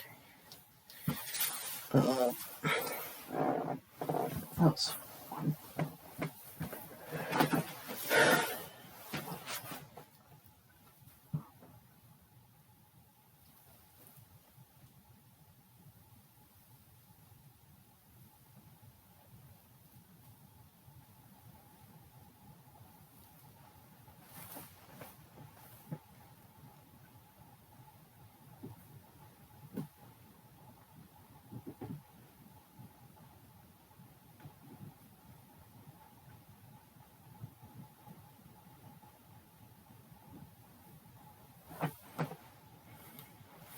If controls performed by the service organization are necessary.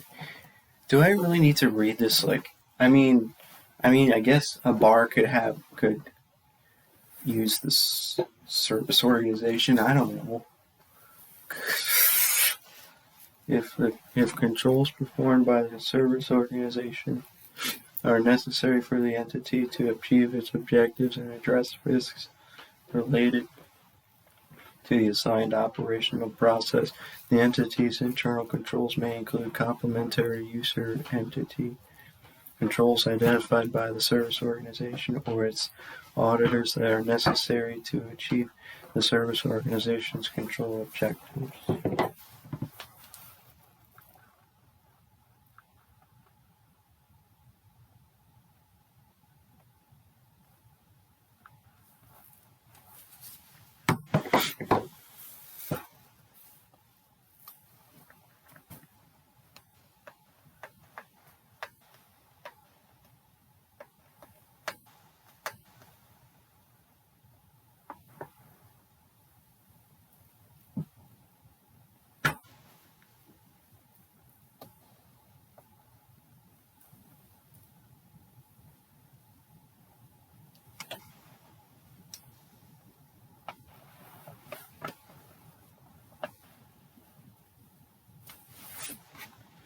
Management may consider the following when determining the extent of oversight for the operational processes assigned to the service organization, the nature of services outsourced, the service organization's standards of conduct, the quality and frequency of the service organization's enforcement,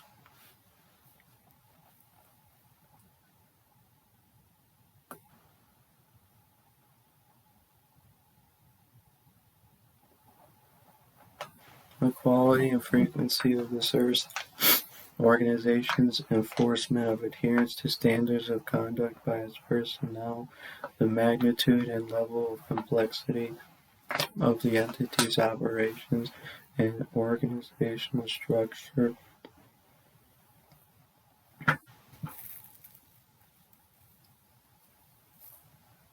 the extent to which the entity's internal controls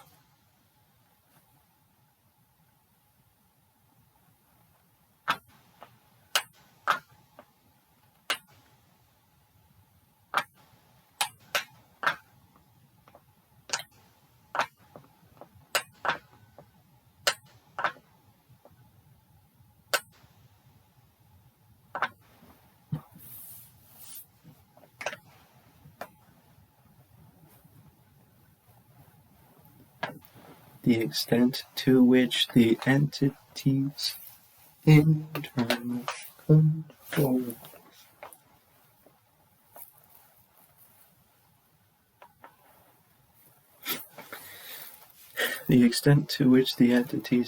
controls are sufficient so that the entity achieves its objectives and addresses risks related to the assigned operational process. That was funny. Large versus small entities.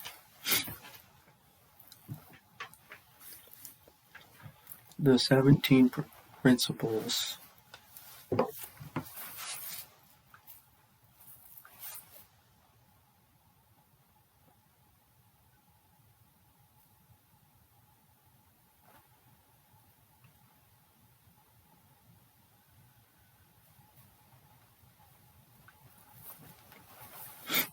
The 17 principles apply to both large and small entities. Don't say that word slowly. In 3 syllables, very separate from each other. Or you will have the middle syllable in it. The 17 principles. However, smaller entities may have different implementation approaches than larger entities. Well, I've been to a bar before. It's just, I've never gone to a bar to drink. I only went to a few bars with like other people to like just eat the regular food, not to drink stuff. That.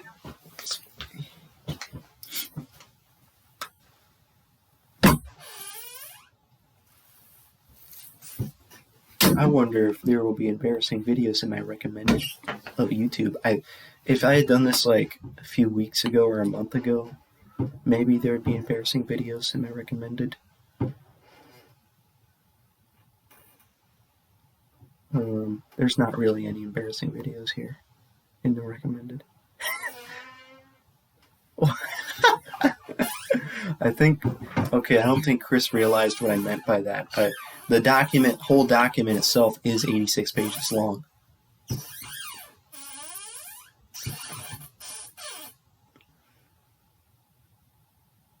You know what I just realized? There's something embarrassing in my notifications. You probably can tell what it is. But who cares?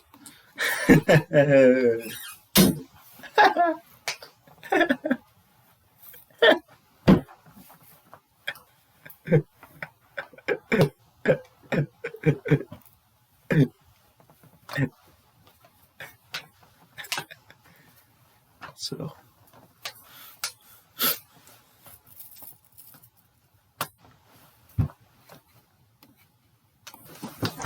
let's see if there's going to be an embarrassing thing here. I don't know if that was that embarrassing. I mean, just because that video shows up in my recommended doesn't mean... No, that's fine.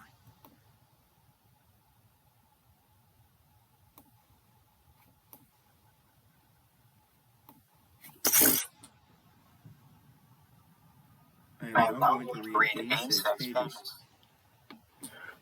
86 pages.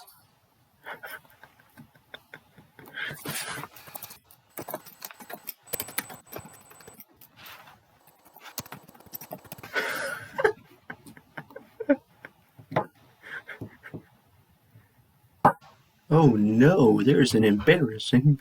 No, it's not embarrassing. Who cares?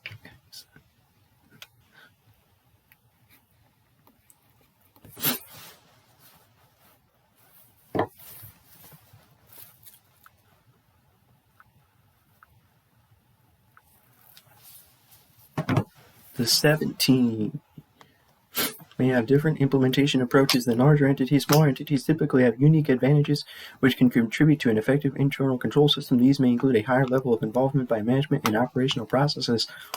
In direct interaction with personnel, smaller entities may find informal staff meetings effective for communicating quality information, whereas larger entities may need more formal mechanisms such as written reports, intranet portals, or periodic formal meetings to communicate with the organization.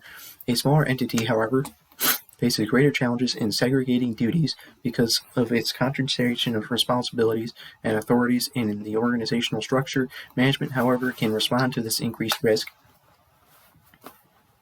through the design of the internal control system, such as by adding additional levels of review for key operational processes, reviewing randomly selected transactions and restoring documentation, taking periodic asset counts, or checking supervisor reconciliations. Benefits and costs of internal control. Can I please just get my government grade? Like, seriously, why would it get graded right now?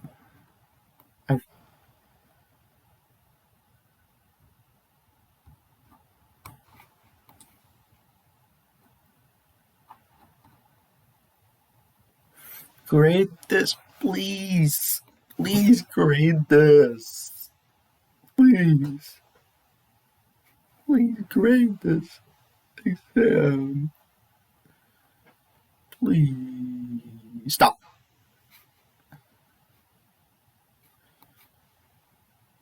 My whole grade in the class depends on that, by the way. Benefits and costs of internal control. You know what's so funny? Like, the deadline for dropping the classes was literally one day after that exam. I was heavily considering dropping the class. But, that was funny.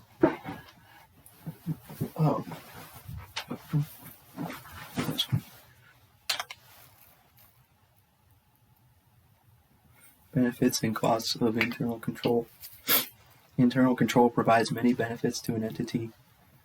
It provides management with added confidence regarding the achievement of objectives, provides feedback on how effectively an entity is operating, and helps reduce risks affecting the achievement of the entity's objectives. Management considers a variety of cost factors in relation to expected benefits when designing and implementing internal controls. The complexity of cost-benefit determination is compounded by the interrelationship of controls with operational processes. Where controls are integrated with operational processes, it is difficult to isolate either their costs or benefits. Management may decide how an entity evaluates the costs versus benefits of various approaches to implementing an effective internal control system. However, cost alone is not an acceptable reason to avoid implementing internal controls. Management is responsible for meeting internal control objectives. The costs versus benefits considerations support management's ability to effectively design, implement, and operate an internal control system that balances the allocation of resources in relation to the areas of greatest risk, complexity, or other factors relevant to achieving the entity's objectives. Documentation requirements. Documentation is a necessary part of an effective internal control system. The level and nature of documentation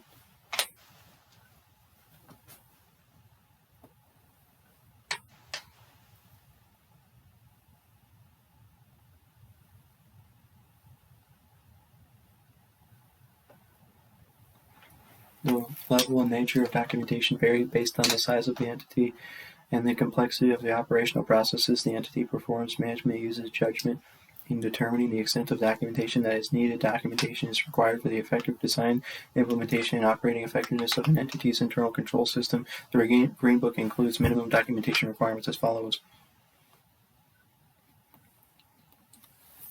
If management determines that a principle is not relevant, management supports that determination with documentation that includes the rationale of how, in the absence of that principle, the associated component could be designed, implemented, and operated effectively. Management develops and maintains documentation of its internal control system. Management documents in policies the internal control responsibilities of the organization. Management evaluates and documents the results of ongoing monitoring and separate evaluations to identify internal control issues. Management evaluates and documents internal control issues and determines appropriate corrective actions for internal control deficiencies on a timely basis. Management completes and documents corrective actions to remediate internal control deficiencies on a timely basis. These requirements represent the minimum level of documentation in an entity's internal control system. Management exercises judgment in determining what additional documentation may be necessary for an effective internal control system.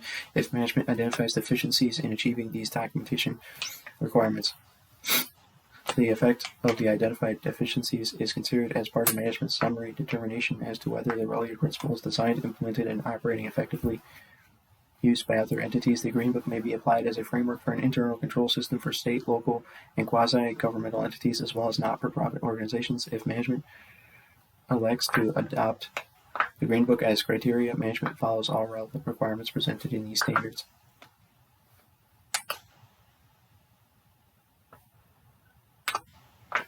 Well, why doesn't it say for-profit organizations? Because this is what we're doing it for. We're doing it for a for-profit organization, which is a bar. Control environment. We have finally reached the principles. Finally. After 2 hours and 28 minutes. Oh my god. It's like, was it worth it? Was that 2 hours and 28 minutes worth it? Oh.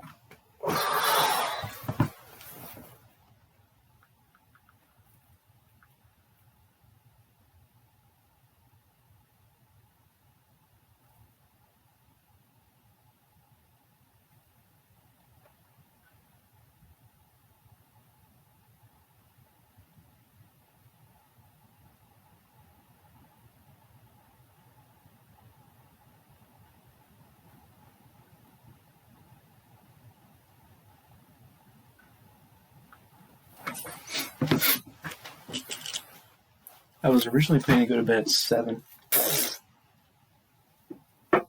Would I even be able to fall asleep?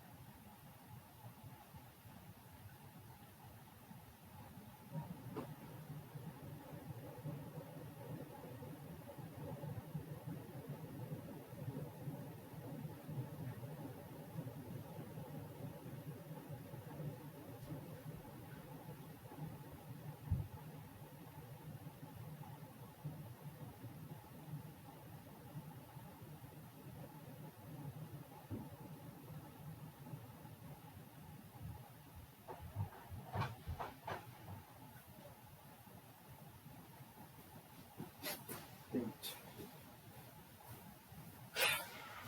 just realized I'm gonna have to read another chapter of our auditing textbook for Wednesday. Well, at least that's the last one we have. Great. Those don't take me too long.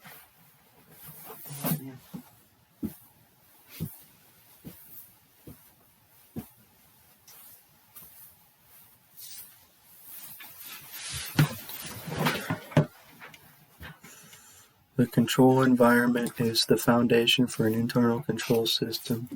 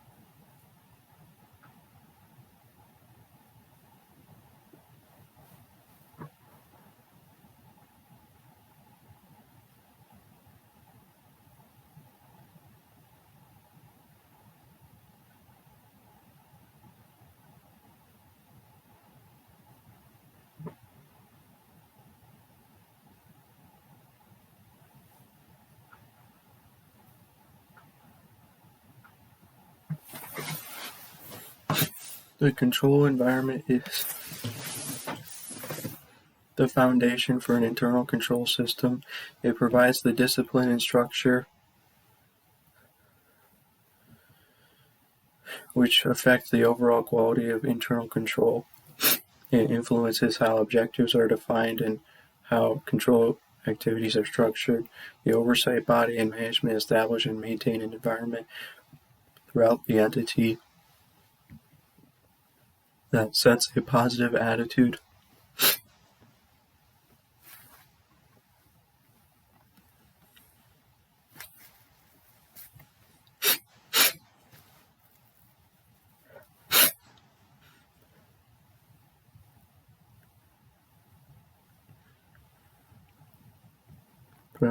that sets a positive oversight management establish and maintain an environment throughout the entity that sets a positive attitude toward internal control principles. The oversight body and management should demonstrate a commitment to integrity and ethical values. The oversight body should oversee the entity's internal control system. Management should establish an organizational structure, assign responsibility, and delegate authority to achieve the entity's objectives. Management should demonstrate a commitment to recruit, develop, and retain competent individuals. Management should evaluate performance and hold individuals accountable for their internal control responsibilities. Principle 1. Demonstrate commitment to integrity and ethical values. We are finally to principle number 1. And we have 40 more pages to go to get through all of them. Oh my gosh.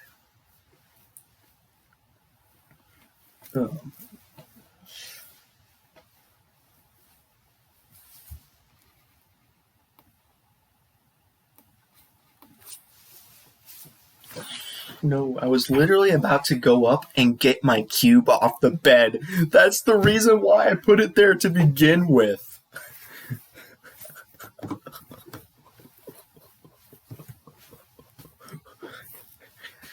Oh my gosh.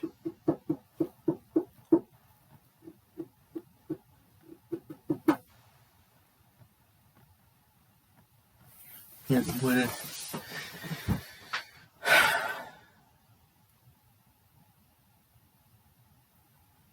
I couldn't really enjoy my spring break because I had to